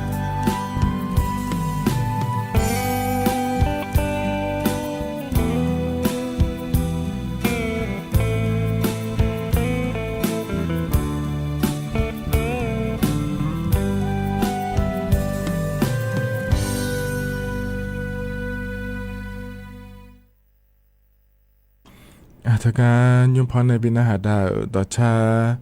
เธอยุ่งนะรอยี่เนียวเธอเนี่ยอาดูกระโจในชาต่อชาเดรอนะหาเปียวดูโยกานาลุเวรอยี่เนียวจะนอนปลาล้างเนี่ยนะหาล่าโยกานาลุเวอุดุธรรมะเดที่ขอลุเวจอดามายี่เนียวเจลังเงรอยี่เนียวจะดูมาก็สากาลาพายรออย่างนี้ที่วิวปาขอยามองยาหอดูยากาดูมาข้อปานิมารอทำบทจอยารอชอศึกษาดูงานและก็งานเทเยเนี่ยรอเธอเนี่ยสบจะดูในอีโดในเขาก็หอเยอะก็ดูเดแล้วจะน่าหล่อจางาเราในอย่างนี้น่าโลนิก็สมกาถอยในเยอะรออย่างเงี้ยน่าโอล่ายาขาละคุยอย่างเงี้ยโลงอนเชก้าเดียเทอย่างเงี้ยงานมันเงี้ยน่าล้อมีจาชลูละเนี่ยมีจาโดละเนี่ยยตึ้งไม่ก็สักละพายมีจาเนี่ยไปปืนจาเนี่ยสิงอาเจคู่ขวานี่นี่ก็สมว่าสมบูรณ์กันอ่ะขวยันเนี่ยเสียเยอะเนี่ยแล้วนี่เชื่อกันจะนี่โลละคุยไปปืนจาเนี่ยสิงอาเจแล้วยามอดูเยอะเนี่ยเด มีอะไรจะดูมาก็สักกะลาพาแรงแม่เย็นเนี่ยที่มีเนี่ยเราเย็นเนี่ยเขาก็ก่อนเราเคยเดเย็นเนี่ยเดกระทรวงศึกษาธิการและก็งานไทยเย็นเนี่ยสกัดยาสมบูรณ์ย่อปะฮอลลูดาเดอเราเย็นเนี่ยทกาอีนุ่มทกาทก็ฮอลลูดาเราเคยเราเดี๋ยวจะได้เนี่ยพางานเดแล้วบทดูเลยในยุ่มตาแล้วงานเดเย็นเนี่ยเดเธอมีเนี่ยเราสมบูรณ์จะดูยกกันเราฮกันเนี่ยนะยาเสือเนี่ยหลังเงียบปะบิดเกยอะก็ดูเดแล้วก็เราในอย่างนี้สมบูรณ์จะดูเราคือแต่มังเงอเราเนี่ยหลังเงียบปะอีเนี่ยอามามุมหัวเราบีอีเนี่ยบีโดนเนี่ยบิดเกยอะก็ดูไม่หัวปะหัวเราจอมาเล่ๆกันน้าขอเนี่ยงานเจโกเจบิจันได้เจมาบีอีโดมินาเราเย็นเนี่ย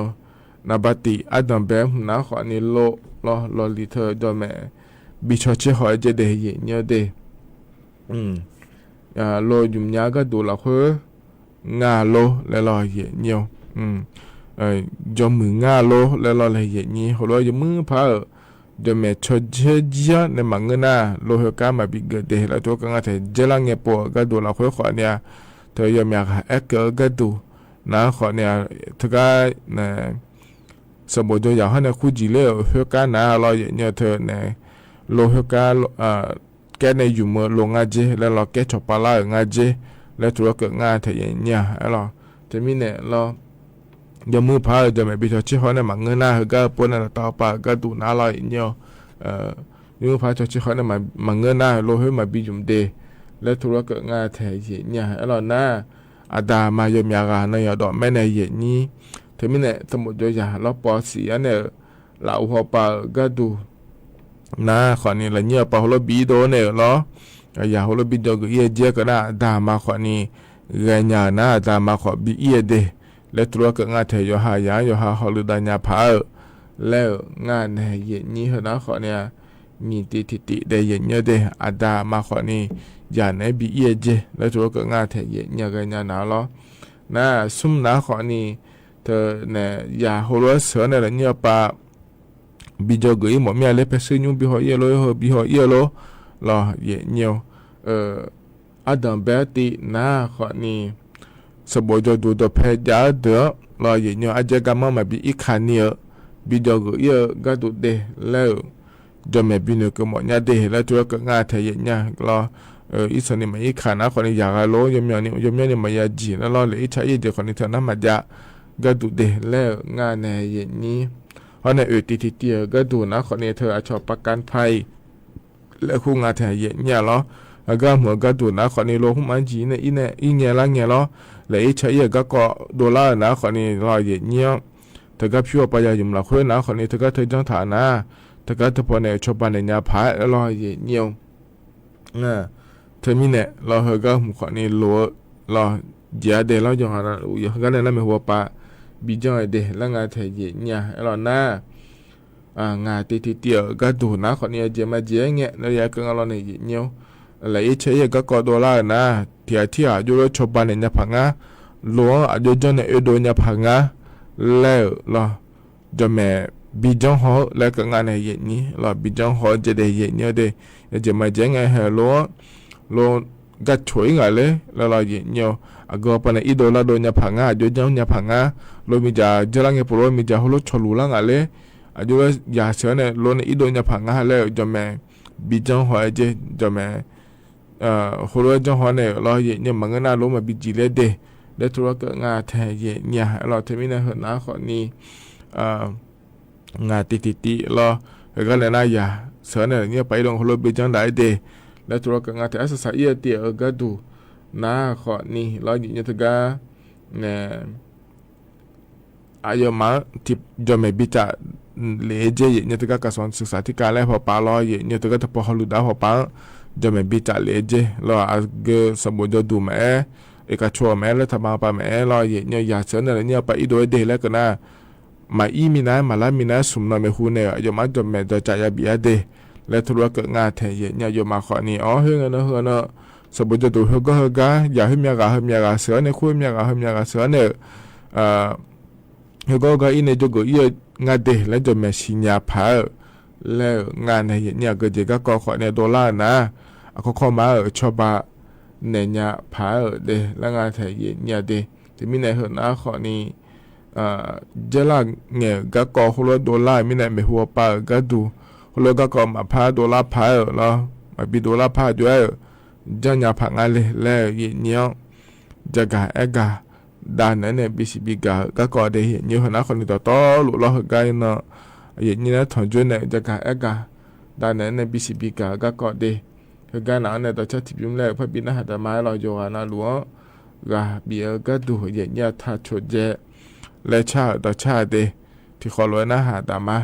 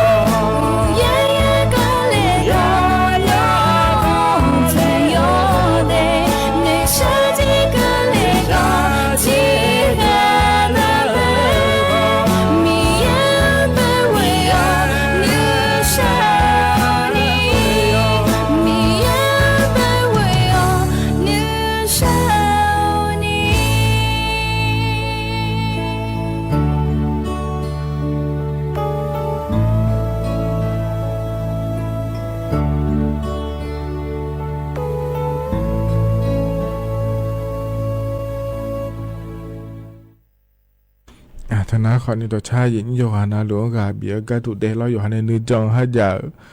เจียนเนกากาตุลอแล้ว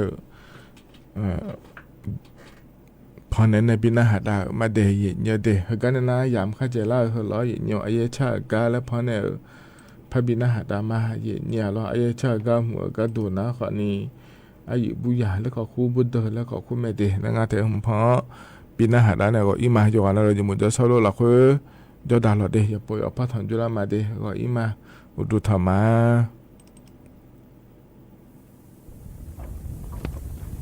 どうもアナはタニアレディ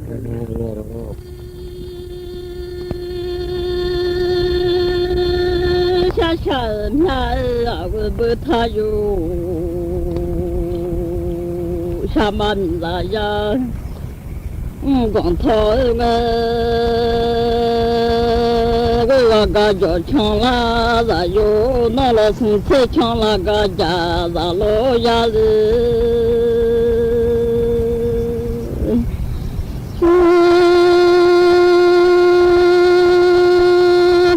此毛贴了个家，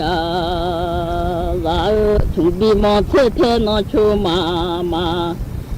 和毛贴呀贴贴那出帮，和老面那老送贴唱个贴妈妈都啊草地呀贴唱那贴，那都老面呀你嘛贴广场贴贴，嘛都啊要广场要贴都老面个。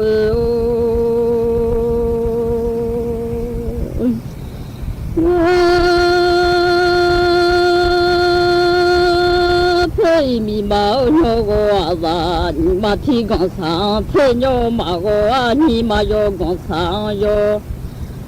yo go lo mi à cho gì cả rồi đó phải hơi khá lì nhà la cả rồi đó phải chú bông hơi lì mi à cho gì à mà nó ha thì mà đi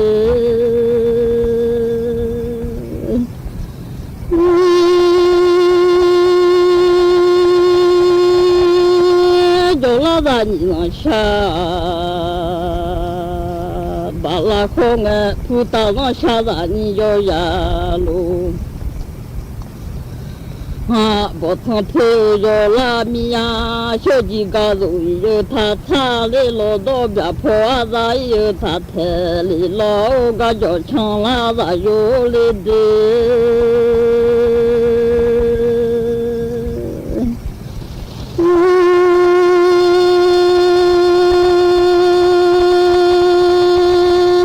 dù thế đồ sa mà ra bia phô ra thế nghe ye mu mà ra cho gì cả rồi mà cho nghe thì nó mà rồi thế nó gà thà gu lê lo nó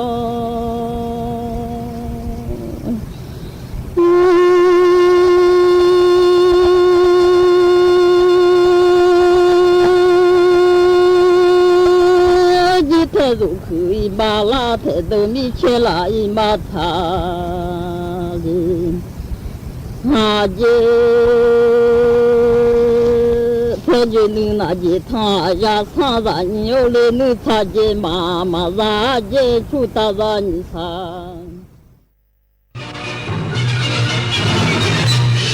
สถานีวิทยุกระจายเสียงแห่งประเทศไทยและเครือข่ายทั่วประเทศเสนอข่าวต้นชั่วโมง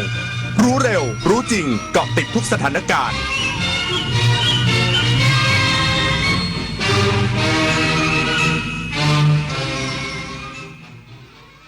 รับฟังข่าวต้นชั่วโมง 22 นาฬิกากับอานนท์นันตาสุคนครับ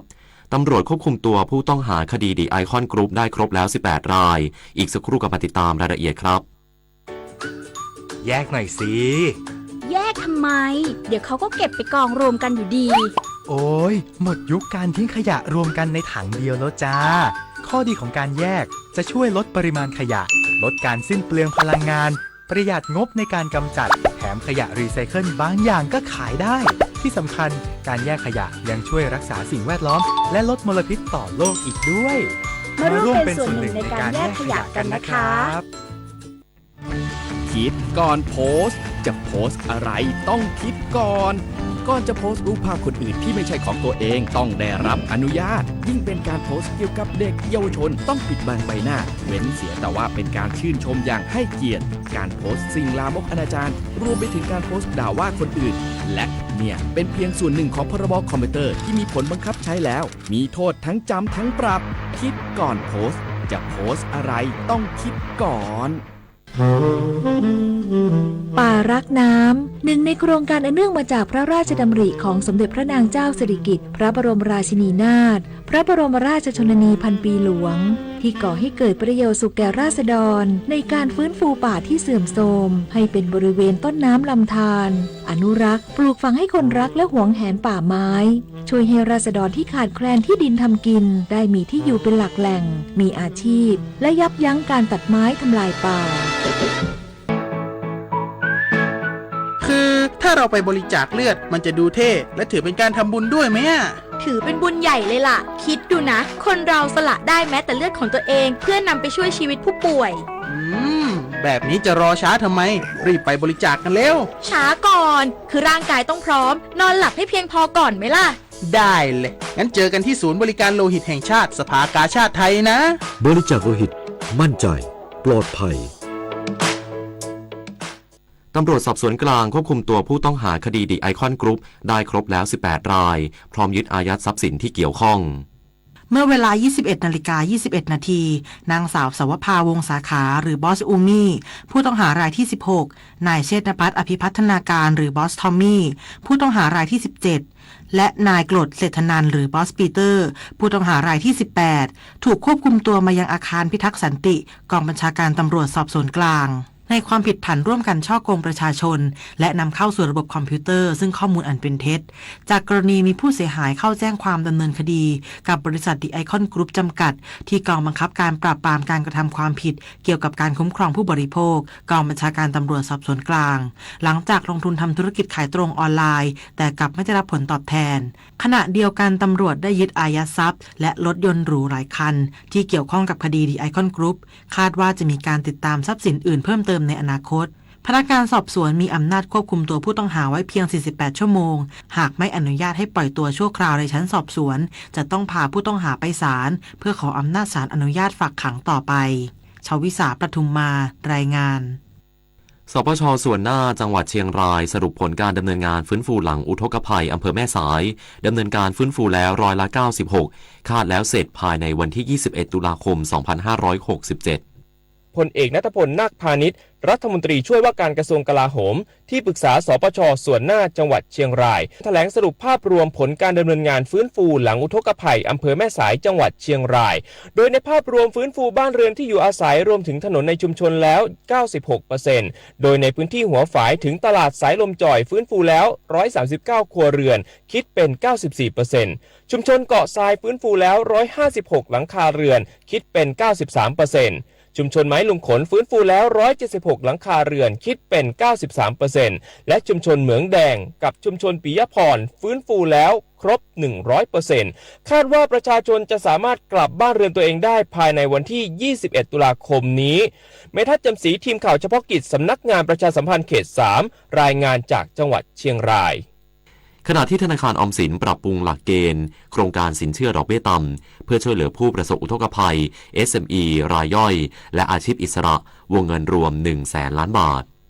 นายวิทัยรัตนากรผู้อำนวยการธนาคารออมสินเปิดเผยว่าธนาคารออมสินได้ปรับปรุงหลักเกณฑ์โครงการสินเชื่อดอกเบี้ยต่ำหรือ Soft Loan GSB Boost Up เพื่อเพิ่มวัตถุประสงค์ในการขอสินเชื่อให้ครอบคลุมความช่วยเหลือแก่ผู้ประสบอุทกภัยตามมติคณะรัฐมนตรีโดยการขยายกลุ่มเป้าหมายให้ผู้ประกอบการ SME ผู้ประกอบการรายย่อย Micro SME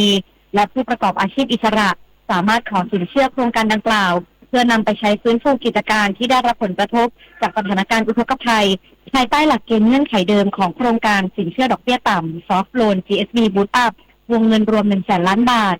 ทั้งนี้เพื่อให้ความช่วยเหลือแก่ผู้ประกอบการรายย่อยในการประคับประคองกิจการให้ดำเนินต่อไปได้หลังจากได้รับผลกระทบรุนแรงจากเหตุภัยพิบัติที่เกิดขึ้นโดยธนาคารพาณิชย์และสถาบันการเงินเฉพาะกิจที่เข้าร่วมโครงการสามารถใช้วงเงินเดิมที่ได้รับจัดสรรในการอนุมัติสินเชื่อแก่ผู้ประกอบการที่ยื่นขอกู้ได้จนถึงวันที่30ธันวาคม2567พัชรนันท์ตั้งไพบูลย์ รายงานประธานาธิบดีฝรั่งเศสแสดงความไม่พอใจต่อกรณีที่กองทัพอิสราเอลโจมตีฐานที่มั่นของกองกำลังรักษาสันติภาพของสหประชาชาติในเลบานอนสำนักข่าวต่างประเทศรายงานโดยอ้างการเปิดเผยของทำเนียบประธานาธิบดีฝรั่งเศสที่ระบุว่าประธานาธิบดีเอ็มมานูเอลมาครงผู้นำฝรั่งเศสแสดงความไม่พอใจต่อกรณีที่กองทัพอิสราเอลโจมตีฐานที่มั่นของกองกำลังรักษาสันติภาพของสหประชาชาติในเลบานอนหรือยูนิเฟลหลายครั้งในช่วงสัปดาห์ที่ผ่านมาระหว่างการหารือทางโทรศัพท์กับนายกรัฐมนตรีเบนจามินเนทันยาฮูของอิสราเอลพร้อมเรียกร้องให้กองทัพอิสราเอลยุติการโจมตีที่ไร้เหตุผลจบข่าวอานนท์ นันตาสุคนอ่านรับฟังข่าวครั้งต่อไปเวลา 23:00 น.ติดตามข่าวที่นำเสนอไปแล้วได้ที่ www.thainews.prd.go.th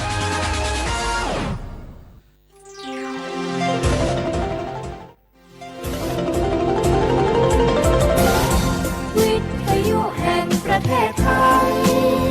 ให้ความรู้คู่ความสุข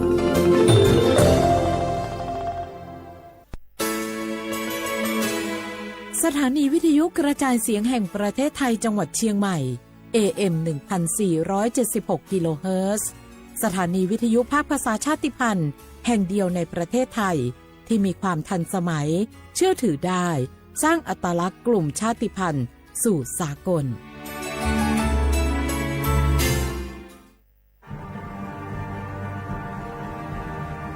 ชาติศาสนาและพระมหากษัตริย์สถาบันหลักของชาติที่อยู่กับสังคมไทยมาช้านาน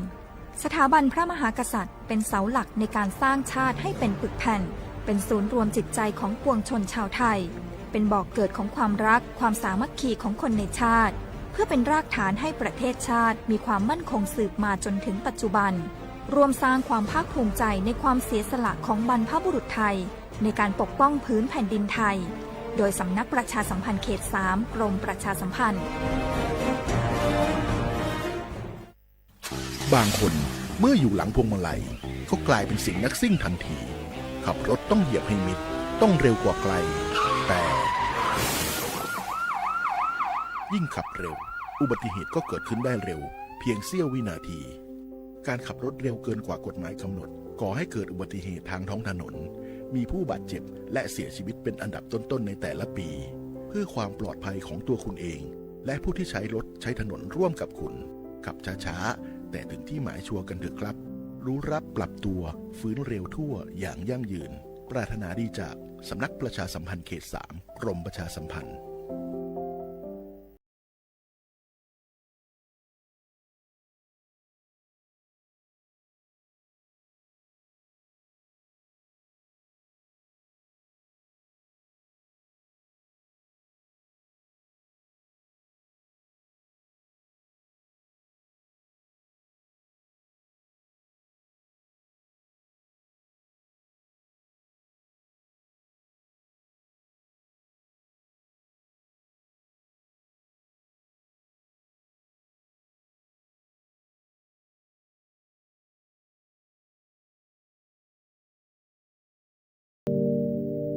การล่อลวงบังคับขู่เข็นกักขังผู้หญิงหรือเด็กเพื่อการค้าประเวณีใช้แรงงานเยี่ยงทาสหรือเป็นขอทานล้วนแต่เข้าข่ายความผิดฐานค้ามนุษย์พบเห็นเบาะแสการกระทำผิดค้ามนุษย์แจ้งสายด่วนศูนย์ดำรงธรรม1567ตลอด24ชั่วโมงด้วยความปรารถนาดีจากกระทรวงมหาดไทยและมูลนิธิ World Childhood Foundationในสมเด็จพระราชินีซิลเวียแห่งสวีเดน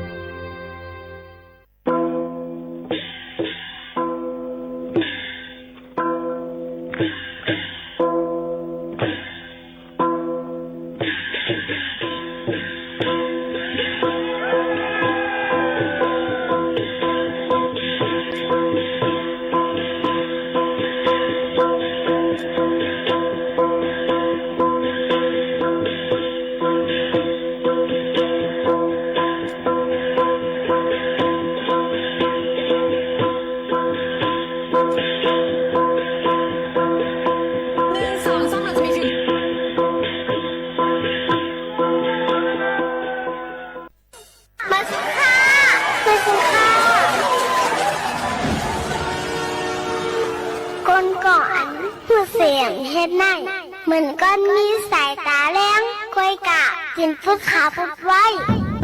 กวนอ่ำหูสังเฮ็ดนั่งซ้ำเหมือนก้อนตาบอดตินมือสมีอยู่กับเปิดไหนปอใครเป็นก้อนสายตาแรงเปิ้นมีติ่นมีมือไหนซึ้งหูว่าหลูเลยหูเฮ็ดไก่หลูเลยเฮ็ดว่าเฮ็ดยาวหลูเลยตาสังหูลองสิลองจ้าให้หูก็ก่อ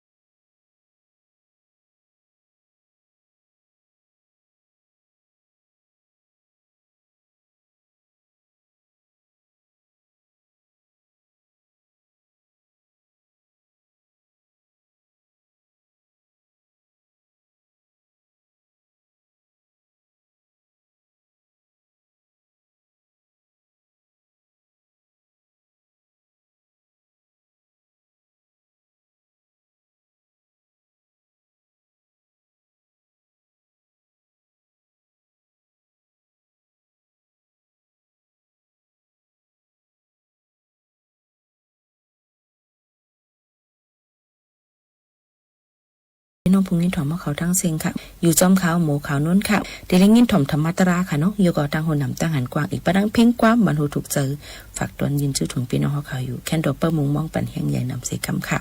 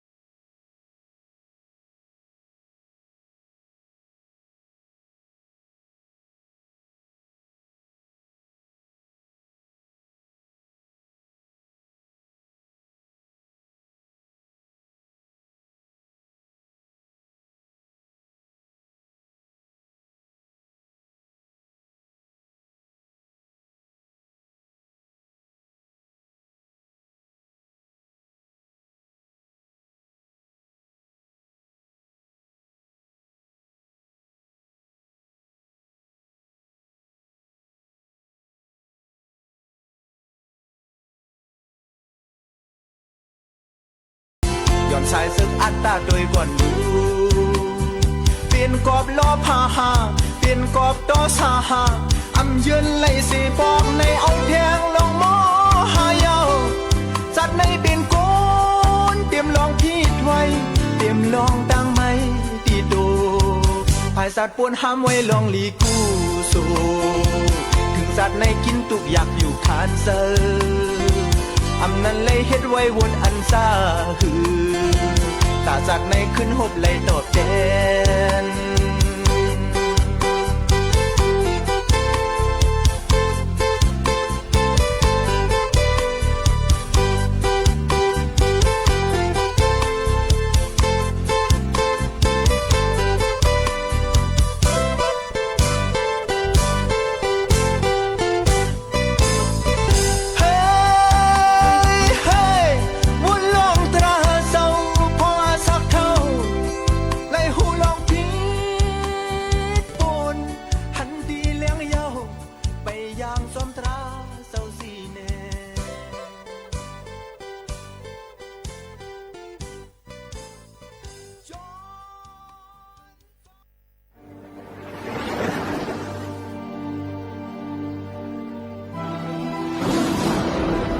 ทองยำนำทองตราสาใจลงเตะตึงก็มันกันนำในเลทองฟังพังมันนะแปลคำในขึ้นไหนเอาเก่าดีปันหุบโพตลาวะ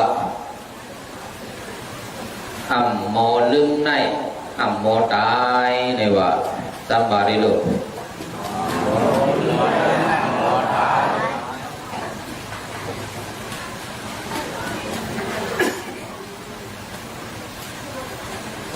อ่ำหมอลืมไหน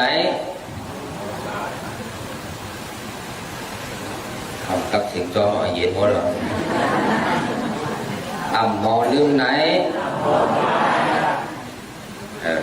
หมอลืมไหนหมอตายวะใช่หรอ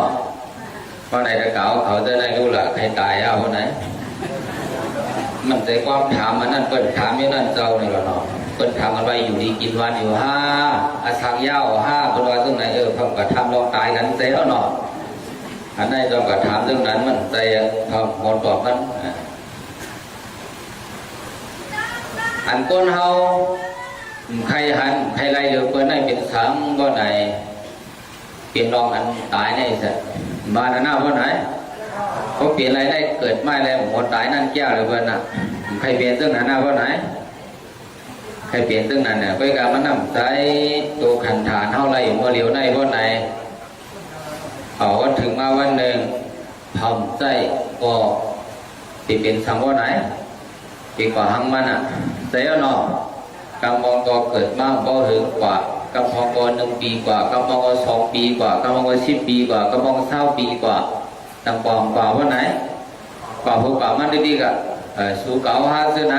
ในก็ไหนเมื่อเหลียวได้ก็ยังต้องมีตัวมีเสือเฉลยโอ้กันไล่หันกันไล่ลาดตัวกันไล่ช่วยกันไล่เพราะยังปากผีว่าไหนที่มีเผาหลาเสื้อไหนว่าไหนฮะมีพยาดีกว่าเราหมดอ่ะว่าไหนอ๋ออันห้องใครไรนั่นนะดีกว่าดินห้องใครเปลี่ยนน่ะป้าดินนั่นเซ็งๆน่ะใช่เหรอ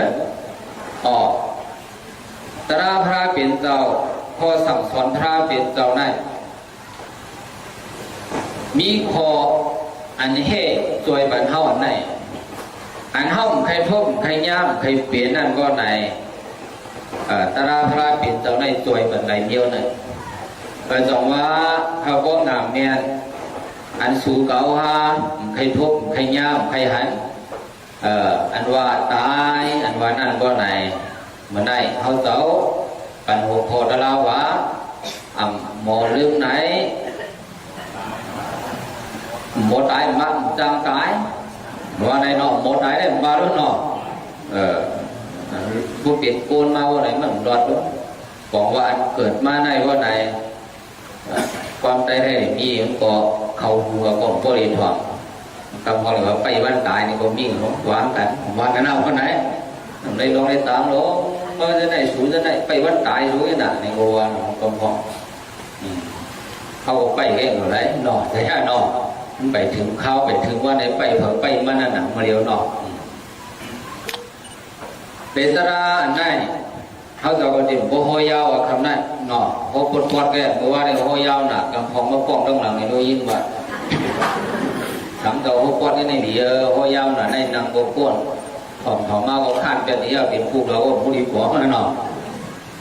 พระตัวเดียดิโฮยาวมันนั่นอัปมาโดอามาดังปะดังปมาโดมัสสุโนปะดังอัปมาตานามียันติเยปมาตายะธามตากันไหนก็ยังโบโฮยาวมันนั่นคนในสุดโบโปสังตะกาที่ไหนใจเอาเขาป่องแต่ว่าเป็นความป่าที่เป็นคนกลาโมนั่นแต่ที่เยอะนั่นมันก็ดูแลสำเร็จในการนอนนั่นนอนตัวเขากันในก็เยอะนะไปกาเมื่อพระเป็นเจ้าพ่อนั่นนั่งก่อนแต่ความเฮาจะเป็นความเมืองอินเดียว่าในไหนความมันเจ้าพ่อหลัดเมื่อพองยามนั้นดังเลยเจ้าพุทธภาษาสู่เก่าหาเจ้าไหนก็ดีหุ่นดีป่องพอความมันนั้นก็ในเขาขึ้นในสำเร็จในกันเดี๋ยวเนาะกาถามมาไกลนั่นสองยาวว่าไหนอัปมาโตอามาดังปะดังปมาโตมัสสุโนปะดังอัปมาตานามิยันติเยปมาตายะธามตาหนึ่งนิดแต่มีโอถามได้หนอพระเป็นเจ้าโหดลาไหนได้โหหนึ่งกำไก่โหยาวเหมือนเฮานะโหหนึ่งนาฬิ2 นาฬิมันเอาได้พอหามินิ10 นิดยาวอ่ะเมื่อมันจะได้เจ็บว่าเขาเลยพูดว่าพระเป็นเจ้าเก่าโหดราอภิธรรมมาปัญหาไปก็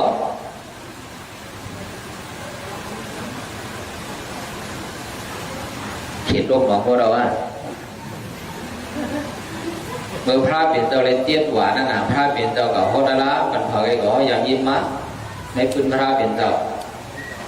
พระเป็นเจ้าขึ้นกับเมืองผีดาวเริงสาสิและกะฮอตราปันเมมันเจ้าต้องได้ต้องยามยินเหรอพอยามยินก็ในว่าปีได้ใต้เตานังจอวัดใหม่ในห้องวัดในนาเตาเนี่ยนาสิริมาลาเกาว่าพระเป็นเจ้าในเจ็ดว่าขึ้นเก่าฮอดราพิธรรมาเจ็ดยามตีในเมืองผีดาวเริงสาน่ะเป็นทางในลายหาเจ้าเฮาในก็ในว่าปีนั้นก็ว่าขึ้นการขึ้นจองว่าไหนใจเราห้องกูวันละหนักเขาตอนที่โบโหยาวลาในเรื่องไหนกันแกเมื่อพระเป็นเจ้าไรเทียบว่านั่นมันเจ้ากับฮอดราพิธรรมาเทียบเกียงปันเมมันเจ้าในว่าสามเดือนว่ากึศในว่าสามเดือนน่ะพอจริงๆอ่ะเอาเพราะนั้นมันต้องกินข้าวกินน้ำมากินหนูที่เลยกินล่ะว่าไหนว่าถึงข้าวชุ่มซ้อมว่าไหนมันเจ้าผันทางเฮ็ดทางพระเป็นเจ้าสูงนั่นไงแหละฮอดราสูเตะลงมามงคลมากินซ้อมมงคลให้ไหนวะบุพองในหวานนะอาลูสามเหลือได้ผีเขานั่งไหลข้าตัวเขาขาได้นำนุ่งหนาดีได้ได้ว่าคนพวกไม่หนาวเหรอได้ใครว่างเหรอปากปีเมืองโกนได้กลายเป็น1 วันเมืองผีดาวเด่งสาว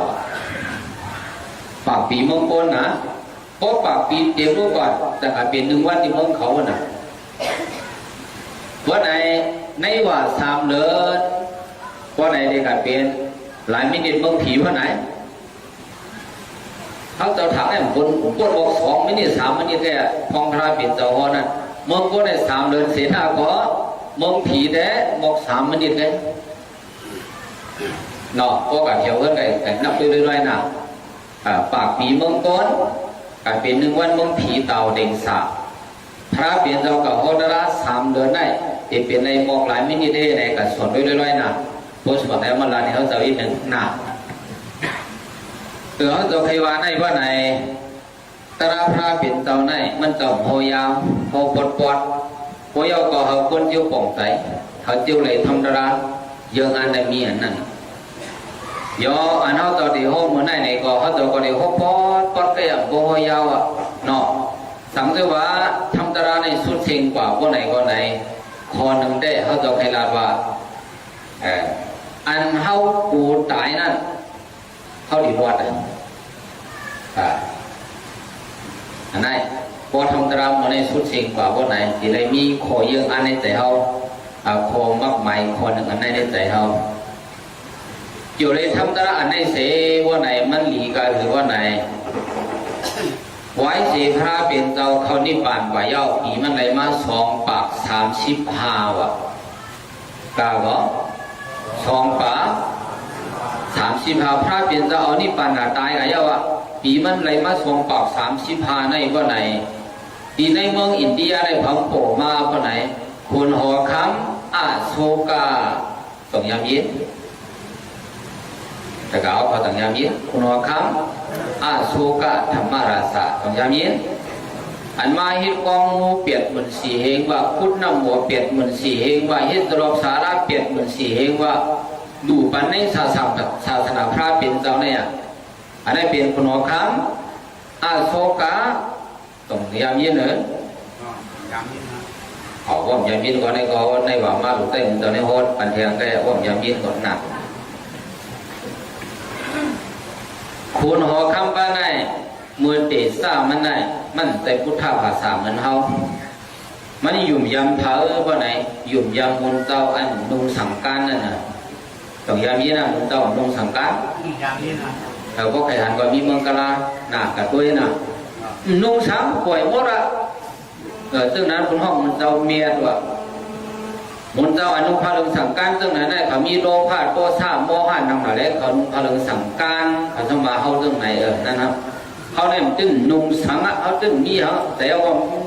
จึงสังมุสลีนาเขาว่าเรื่องไหนวะ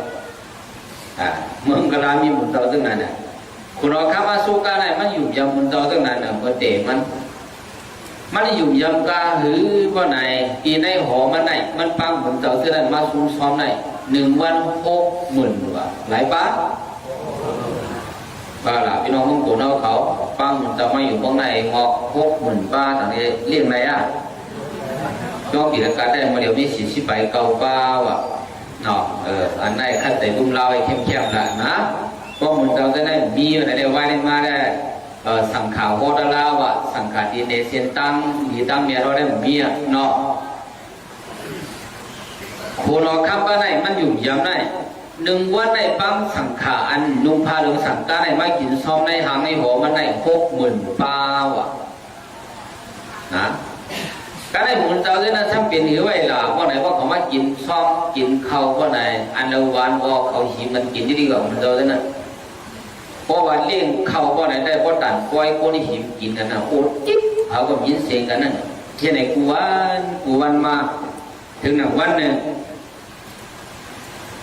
ศาสนาพระเปลี่ยนเจ้าก็มีอยู่แค่น่ะถึง1 วันหนึ่งมาเจ้าสาวก่อนป้าหนึ่งอายุเลย7 ปี24 ปีเสด็จขามซ้อมเพียรมาดีตั้งนาโหมันนั่น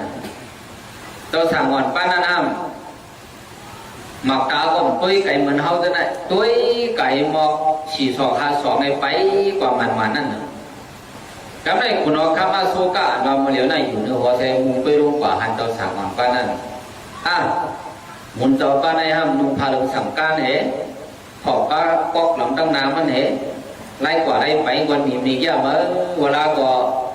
ในตู่ในเสริมมันในเดี๋ยวมีอันโคสับสนหลักไล่ไว้อยู่ว่าไหนเผื่อมันหันก็ไหนแต่เจ้าตัวสั่งวันนั่นนี่แหละตั้งแต่กำมาเขากับปังเจ้าสั่งวันขึ้นมากับปังมาว่าไหนเผื่อมาถึงในหอนั่นก็ไหนคนออกข้ามาสุกาวาดีเจ้าสั่งก่อนนั่นวะเจ้าเขาด้วยเห็นนางคลาเนี่ยวะนะจะเก่าเขาในหอคำในต่างเขายามกะเหล่ด้วยอ่ะ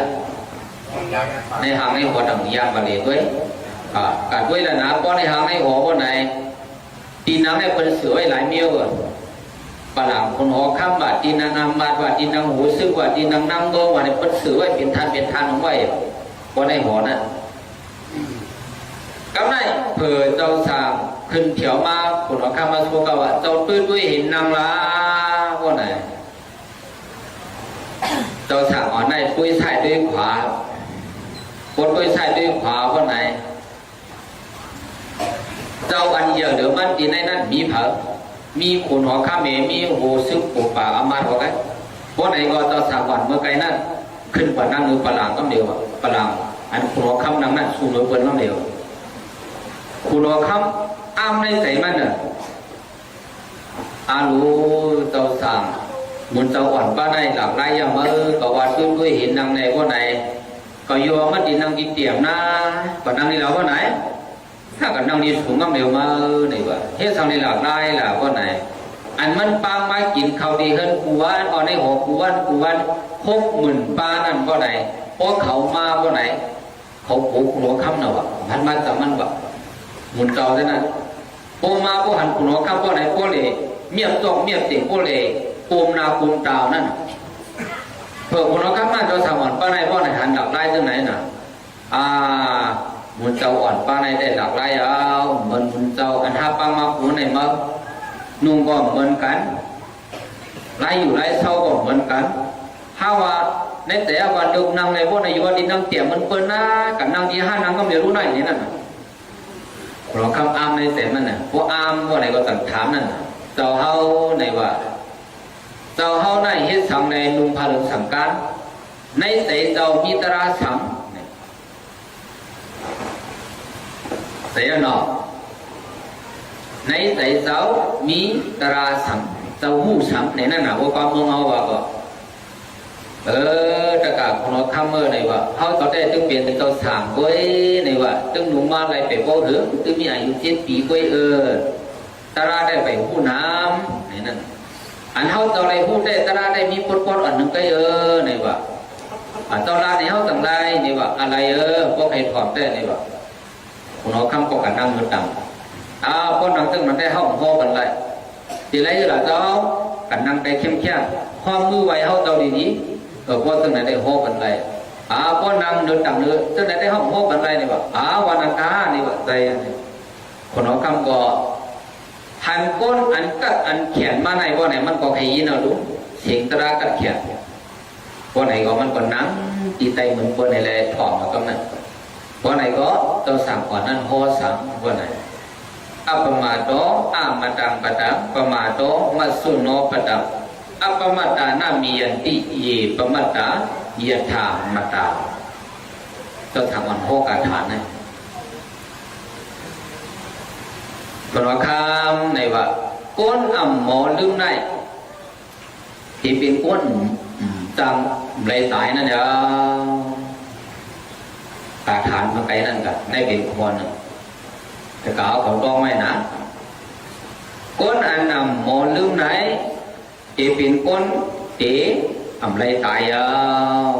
ในคนคนสองให้การฐานนั้นว่าหรือว่าไหนก้นอันลงตัวลืมขี้อยู่ในห้างจะเป็นก้นตายกาเสียหลายคอยอ่ะสองข้อต้องสองข้อในคนละอย่างตารางเหมือนนั้น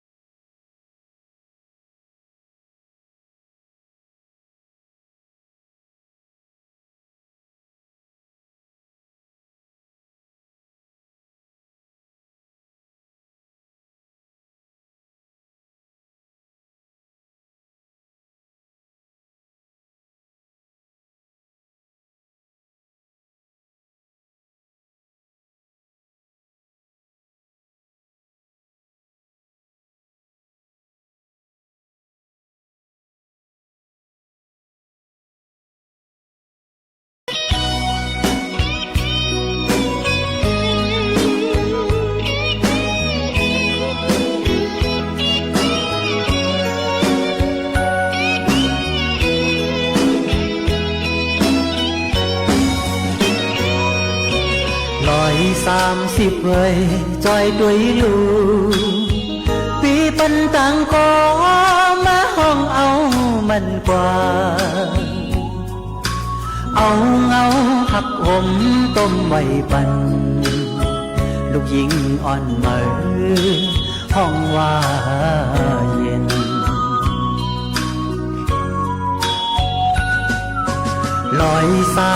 130 ไว้ลาดมันลู ยันลายปากลากในวงกันก็ยา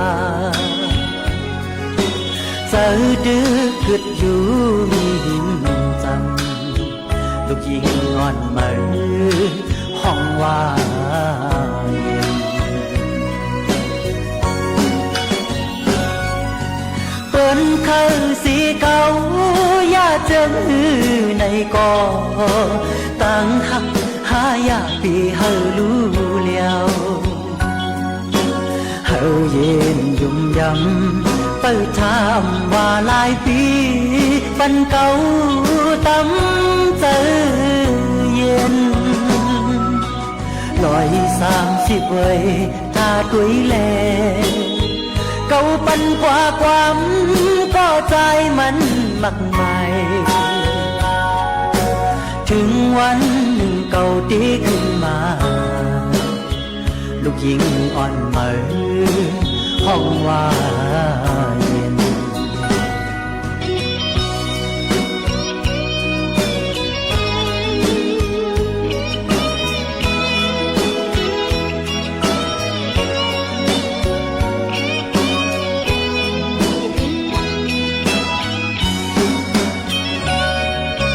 เปิ้นคือสีเก่า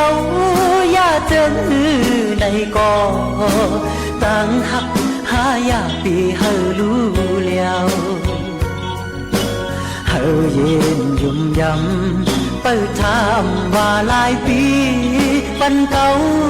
ตั้มเจอเย็น130 เว้ยถ้าตุยแลเก่าปันกว่าความก็ใจมันมักใหม่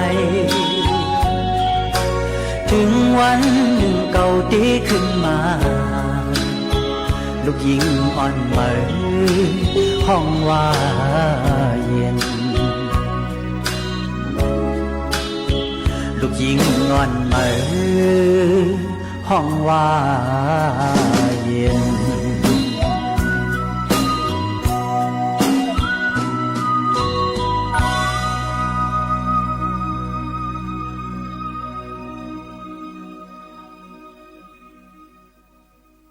ในคนข้อทดสองในการฐานนั้นว่าหรือว่าไหนก้นอันลงตัวลืมขี้อยู่ในครับจะเป็นก้นตายดาเสียหลายคอย2 ข้อต้อง2 ข้อในคนอะไรตารางมันนะก็ถูกต้องนะหมดเสียเนาะก้นอันหมอลืมหมอลืมเป็นความตายว่ะก้นละความป่าลีว่าไหนสติตราเป็นอะไรก็ว่าเฮียเงี้ยนั่นแหละพอสิตรามาเนาะหลักมันถึงเขาใกล้ป้องใกล้ขึ้นใกล้หลากันนั่นน่ะพอป้องพอทึนพอหลากันเมื่อไหร่ว่าเลยว่าว่าเงี้ยน่ะตายไม่ละปล่อยไม่ละแต่ว่าว่าไหนป้องทึนหลาในกลุ่มยินดีว่าไหนปล่อยว่าเฮียกันดูกำมองสิงก็หักกันน่ะทึนหลากันแน่ได้ว่าไหนโอว่าลองหยีว่าไหนก็ว่าแห้งๆคือเป็นอะไรยินดีความใจว่าบ่ลืมลงลืมมันว่าไหนความป่าดีห้องว่าสติตราวะว่าไงก็สติตรานั่นความใจว่าก้นหมอลืมไหนมีสติตราคนมีสติตราก็เป็นก้นหมอลืมก้นอันหมอลืมมีสติตราไหนว่าก้นไหนที่เป็นก้นตายในพระเป็นเจ้าห้วยตั้งไหนเจ้าสามหมอนขึ้นห้อไหนคนหอค้ำอาสุกะมาเดียวนั้นย่อขึ้นแม่หลักความสันคัดคนนั้นไงก้นอันลงลืมในหางเหมือนก้นตายว่ะเหมือนอะไรก็ เหมือนก้นตายวะเดี๋ยวก้นไหนไปตายก๋วยเตี๋ยวว่าก็มันหลงลืมก็ไหนเหมือนก้นตายมันเหมือนซื้อหรือว่าไหนกระเก๋าเขาก้นตายได้ยังหันกูก็รู้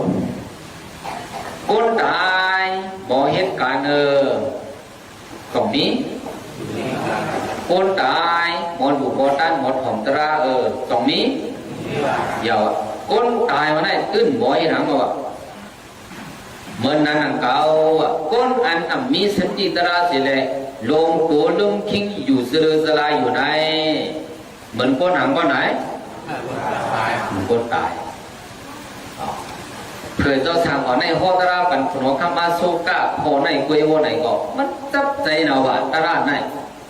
พอจับใจหนาในก็ถามเจ้าทางก่อนเจ้าทางอันโหปันเจ้าในเสียเจ้าเป็นเพื่อไหนก็มีทำมาที่เสียมันต้องเดียวนะเสียวได้มีดีจ้องมีเกาละเขาจะก็ลืมก่อนมียิ้มหลายเสียไก่หัวยานสังขารปานนั่นแค่นำแทงเอาแต่ว่าเนาะมีการได้ก็แค่นำเนี่ยนั่นน่ะโลพวกนั้นก็เขาละเก็บแก่เวลาอันนี้เขาดัดขึ้นมาน่ะแต่ว่าเนาะเฮ็ดในเสดงกอบตะลาอ่อนพออันว่าหมอลืมได้ที่เป็นคนตายหมอหลงโกลืมคิดได้ที่เป็นคนตายได้กอบตะลาอ่อนพอได้เลยว่าไหนในศาสนาเขาได้อันฮอดถึงมาในตีนในมือเขามาเดี๋ยวได้ก็คือว่าการถาอ่อนผูกในสังเกตว่าคุณเอาข้ามาสู้กันได้สืบสายใจมือนั่นมาว่าไหนได้ศาสนาพระเปลี่ยนเจ้าได้ถึงในมือเขาไรนะถึงในมือเขาไรอันเราจะใครว่าในว่าไหนกาถาอันว่าอัปมาโดอามาดังปะดังปมาโดมัสสุโนปะดังอัปมัตตานามียันติยีปมัตตายธรรมตากาถาอันไหนเป็นเผยซ้ำห้อยละบ่ไหนก็ขึ้นไข่กว่าตั้งหลังมันขึ้นบ่ไหนเป็นพุทธพระเป็นเจ้าห้อยเสียเนาะพื้นอันไหนมันอีกเข้าใจกาหือบ่ไหนเขาตอนนี้ย้อนนัดขึ้นเกี่ยวมันนิดหนึ่งอยู่ในดวงกาฐานนะเสียเนาะแต่กล่าวเขาตื้นนั้นผมตราในก่อนศาสตร์ในดวงใจที่คนนักการฟังมันเนาะก็แต่หนึ่งสูมองก่อนหนึ่งสูมองขึ้นได้หนึ่งสูมองคลายได้ดีเท่าไรการทำในก็หนักนำไว้ซีของมันละที่ไหนว่าไหนแต่สูเก่าฮะที่ไรมีส่วนโอกาสเสด็จพอตราถ่อมตรากันซึ่งในก็ส่งมันง่ายๆว่าไหนไม่ง่ายเขาจะก็ใกล้เพียวมาตั้งไหนก็ย่อในก็ตะกายที่นายยิงใจเขาในก็ตาดีไว้กันไว้งานเสร็จมาถ่อมไรในก็ส่งมันง่ายๆว่าไหนง่ายๆก็วันนั้นในพองยามปังก้อยต่ำมิ้วได้ใกล้หันใกล้ทุบใกล้ยาแต่สิอยู่ปังก้อยฮอดถ่อมธรรมะตรากันเขาก็เป็นมันอกมันใจเฮาว่าเป็นพุทธภาษาโก้หนึ่งเอเลยุ่มยำนับถือเสด็จมันใจว่าเขามีตรายาวใครเปลี่ยนทำเปลี่ยนลาไหนก้นอันมันแต่เจ้าเก่าซึ่งไหนได้มันง่ายๆแต่แล้วเนาะก็วันนั้นตราหนึ่งคอตราหนึ่งปลูกในว่าไหนเขาหลวงเฮ็ดเขาหลวงเขาป่องแต่จับพวกจับใส่เขาไว้เพราะซึ่งไหนว่าไหนตราหนึ่งโหนั่นจะเป็นเชียงดีแต่เพราะว่าเขาตัวโป้วัดถึงนิพพานนั่นได้เกี่ยวเลยกาถาตราเมืองไกลนั่นก็ไหนพระเปลี่ยนเจ้าพ่อดีละพ่อผัดเผาพ่อไหนเขาพ่อต้องไรไงหลงนั่นเขาต่อเลยขึ้นเมลาเลยขึ้นเกี่ยวมันนิดหนึ่งเมื่อพระเปลี่ยนเจ้าอยู่ที่เมืองก็สัมปีวะก็อย่างยี่หนึ่งเมืองก็สัมปีว่าไหนกำพองวากับมีเมืองได้คนหอกคนวะในเมืองอินเดียก็มีในเมืองใต้คนหอกก็มีวะเมืองโกสัมปีว่านั่นใครเป็นเมืองเราเป็นไว้รู้ก่อนนะเนาะเอ้าใครเมืองรองนั่นก็ได้อันอุบเมืองโกสัมปีนั่นยังเป็นคุณธรรมผู้เตน่าใครยินหน่อยโยกคุณธรรมผู้เตงนะเนาะในปืนไตเขาก็ใครยินหน่อยคุณธรรมผู้เตน่าเนี่ยมีนางหัวคำ3ก้อในนางหัวคำ3ก้อนั้นเขาจะได้ย้อนดัดใน2ก้อก็นะก้อหนึ่งในตีมันว่ามากันเตียเทียงก้อหนึ่งนั่นตีมันว่าสามาวดีในเป็นตีป่านี้ตีเมืองกะลานางมี3ก้อของเราข้ามอุเตนาอุเตในนางมี3ก้อนั้นก้อไหนเมื่อไก่เขาจะรัดมาว่า สีก็หนึ่งว่ามากันตียเขาต่อเวลาในขึ้นนั่งขึ้นเก็บนั่งมากันตียมาเป็นนั่งขอคำอุติในอีกหนึ่งนั่งมากันตียในเพราะว่ามันเกิดมาว่าไหนมันเป็นนั่งยิ่งอันทางดีนะชีเนอชีนังทางดีนะว่าทางดีว่าไหนปีเราก็มาถามเถิงเปลี่ยนสาวมากับไอ้โปรเมมานะด้วยกุญใจก็เลยก็กึ่งลูกยิ่งเขาอะไรปัดมาเฮ็ดหืมก็ได้ถึงหนังวันหนึ่งพระเปลี่ยนเจ้าก็มาหอดถึงเมืองโกสัมปีอันเป็นโปนั่งมากันดีอะไรก็ซ้ำออกเวงกว่าปัญญาใส่พระเป็นเจ้าตีนอกเวงตีหนึ่งเพราะหันญาพระเป็นเจ้าว่าไหนก็ในโลกาเมืองกลเมื่อป่านนั้นห้างพังอันห้างดีเลยเปิดได้ในกลใจในว่าไหนปิดพระเป็นเจ้าโกรมาเนี่ยก็ในดิ่งในตราหลัดไว้ก็ได้เผื่อโปนั่งมากันเรียกกันพระเป็นเจ้าว่าไหนก็มันกันตับใส่เป็นนั่นนะอาโลกลใจซึ่งไหนได้ไปยำพบยำยำดูยิ่งเขาในก็เป็นสาวเย้าเธอก็มาถามเขาก็จึกใจก็เดียวปันคนใจคนไหนเฮ็ดไหนเสียไหนต่างกันสู้พระเป็นเจ้าอันเป็นโปนั่งมากันเดียนั่นกัดต้องถามเจ้าเฮาในว่าข้าไม่ดูยิ่งห่างดีก้นหนึ่งข้าก็ตั้งปันเผาเพราะข้ามาปันเจ้าว่าในสังเจ้าดีเอา5เนี่ยพระเป็นเจ้าก็ตักเสียงพอต้องตักเสียงในบอกว่าต้องเกี่ยวอยู่ต้องไปในกำเนิดใกล้กับห้องมาเอาหลักเกี่ยวละพอนั่งมากันเนี้ยขึ้นปอกกันดีเงินกันลาในเมงนายที่ไว้เหมือนนายเอี้ยมเขากะหันคนใต้อันคือเรียกพวกยิงเฮาเยาวะเขาใจไปโนวันวันนี้เลยวะเห็นไว้ห่างคนยิงไว้โอ้โหมันกว่าลำตีอันเหมือนมันก็หันในพวกคนใต้นี่ดีวะห่างคนยิงไว้ดีวะกำไรเมมันก็ชัวเหมือนดูยิงตีไรโผล่ว่าไหนเขาก็เนี่ยทางคนยิงเขาไว้เขาได้พวกห่างคนเยี่ยวว่าไหนก็ออกกว่าออกเว้งกว่าแต่การสู้เดียนกับญาพระเปลี่ยนเจ้านั่นน่ะเพื่อการทำดีนั้นก็ไหนพระเปลี่ยนเจ้าดีนั้นเวลาพระเปลี่ยนเจ้าซ้ำไหวห้อยผ่าดินดีนั้นวะไหวอย่างว่าไหนไหวห้อยผ่าดินพระเปลี่ยนเจ้าดีนั้นห้อยผ่าดินพระเปลี่ยนเจ้าไหนมันหลักได้เสนอไหนพวกมันจะติ๊กฐานเขาก็ละหันในก็นั่นไปหันไรต่างก็หันไรนายมันเป็นรองหลักได้ถ้าเป็นเตาเขาหนอกที่เมื่อวันนี้ก็ทางวัดตาผาที่มีน้ำไม่เลยเนาะเราลงเราสั่งหลวงบ้องเนาะเอาวัดดันมาไข่เด็ดด้วยกันเนาะจะเป็นห้อยผาดินเขาได้หูจะได้เนาะกำไรเผื่อเพียวกันที่นั้นก็ไหนอันเป็นเมน้ำหมากกันที่นั้นมีเราละชัวมีคนตายที่ไหนเตยก็หันมันที่ไหนเซมเมื่อไกลก็คนร้ายเราไปที่ไหนเนี่ยมันกว่าเราผู้ใดเนี่ยว่าคือเขาไหวไส้ไหวขวาคนไหนก็หันห้อยผ่าดินพระเป็นเจ้าไว้ที่นั่นนี่ห้อยดินมันมีในนี่นั่นน่ะเขาปัดตัวห้อยผ่าดินก็ได้ข้าสงก็ผมมีปุ่มนานั่นนะมีมาในห้างเปลี่ยนนายเปลี่ยนต่างกาลาวะยามโมโยเปลี่ยนต่างกาลาวะไหนหมดตัวห้อยผ่าดินผ่ามือเหมือนนั่นน่ะเมื่อผมมีใจเหรอก็ตัวให้ผ่ามือพวกกว่าเช่นไหนเป็นซึ่งไหนพวกกว่าเช่นไหนเป็นซึ่งไหนในนั่นน่ะแต่ยันเนาะพวกตัวให้ผ่าดินพวกไหนก็พวกไหนเป็นไหนพวกยาวเป็นไหนพวกซื้อเป็นไหนนั่นน่ะเนาะตัวให้ผ่าดินผ่ามือโมโหนั่นน่ะนายปุ่มนั่นถ้าโมต้องโมในว่าเผื่อมันกัดตัวห้อยดินนั่นพวกไหนทิ้งในว่าห้อยผ่าดินก้นในได้เป็นคนใจเมียนได้ใจในว่าคุยกะมันใจคนเอาเมในว่าไอ้ก่อน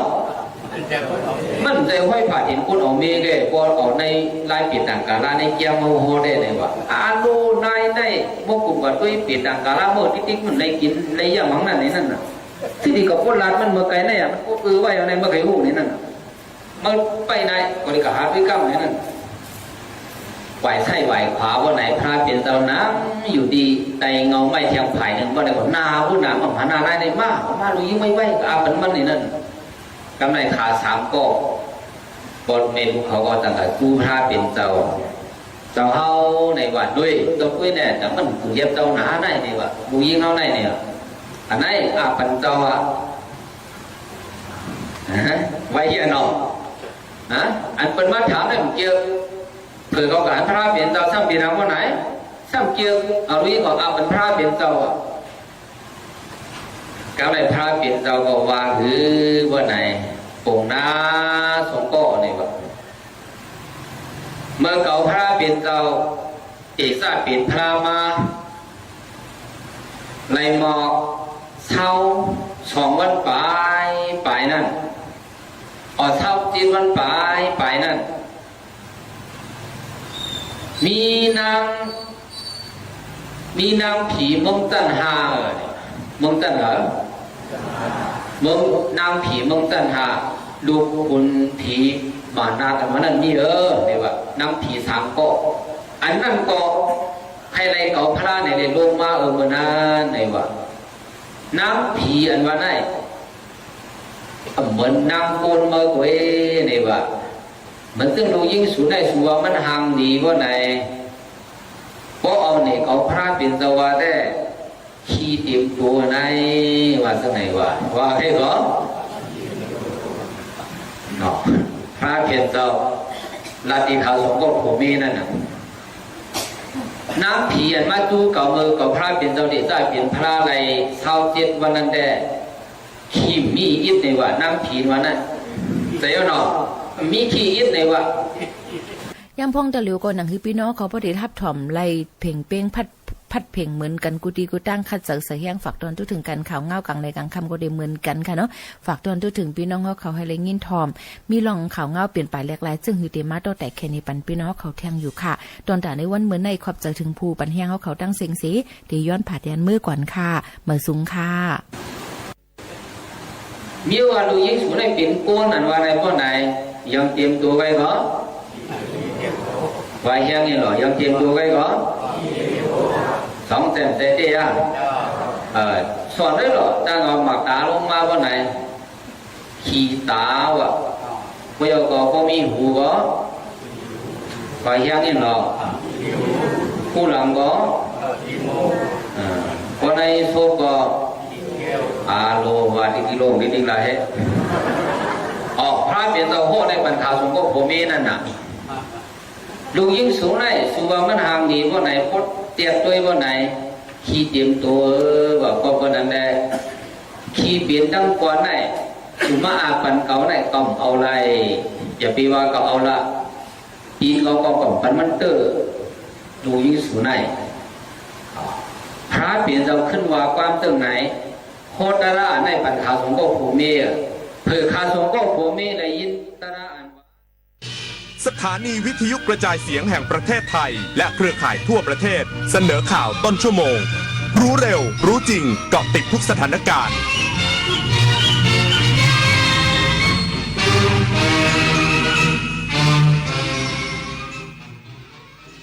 รับฟังข่าวต้นชั่วโมง 23 นาฬิกากับอานนท์นันตาสุคนครับสสน.แจ้งพื้นที่ภาคกลางตอนล่างภาคตะวันออกภาคใต้เฝ้าระวังฝนตกหนักคลื่นลมแรงอ่าวไทยประกอบกับน้ำทะเลหนุนสูงในช่วงวันที่ 18 ถึง 22 ตุลาคมนี้อีกสักครู่ก็มาติดตามรายละเอียดพร้อมกับข่าวอื่นๆที่น่าสนใจครับ โครงการพัฒนาระบบกสิกรรมด้วยศาสตร์พระราชาช่วยส่งเสริมอาชีพให้เกษตรกรโดยรวมกลุ่มเพื่อช่วยเหลือตนเองและช่วยเหลือซึ่งกันและกันให้มีความเป็นอยู่ที่ดีสร้างความเข้มแข็งในระดับชุมชนแต่ละพื้นที่อย่างเหมาะสมต่อเนื่องสู่การพัฒนาที่ยั่งยืนเพื่อให้เกษตรกรสามารถดำเนินชีวิตได้อย่างมั่นคงด้วยหลักเศรษฐกิจพอเพียงศาสตร์พระราชาปวงประชาเปี่ยมสุขไม่มีฟันกินอะไรก็ไม่อร่อยกระแสพระราชดำรัสพระบาทสมเด็จพระบรมชนกาธิเบศรมหาภูมิพลอดุลยเดชมหาราชบรมนาถบพิตรก่อให้เกิดโครงการรากฟันเทียมพระราชทาน จากน้ำพระราชฤทัยที่ทรงห่วงใยราษฎรผู้สูญเสียฝันแต่ขาดโอกาสในการให้กลับมามีสุขภาพช่องปากที่ดีมีรอยยิ้มที่สดใสกินข้าวได้อร่อยรากฟันเทียมความสุขพระราชทานบุญมาเจอกระเป๋าสตางค์ตกอยู่ในโรงเรียนมีเงินอยู่หลายพันบาท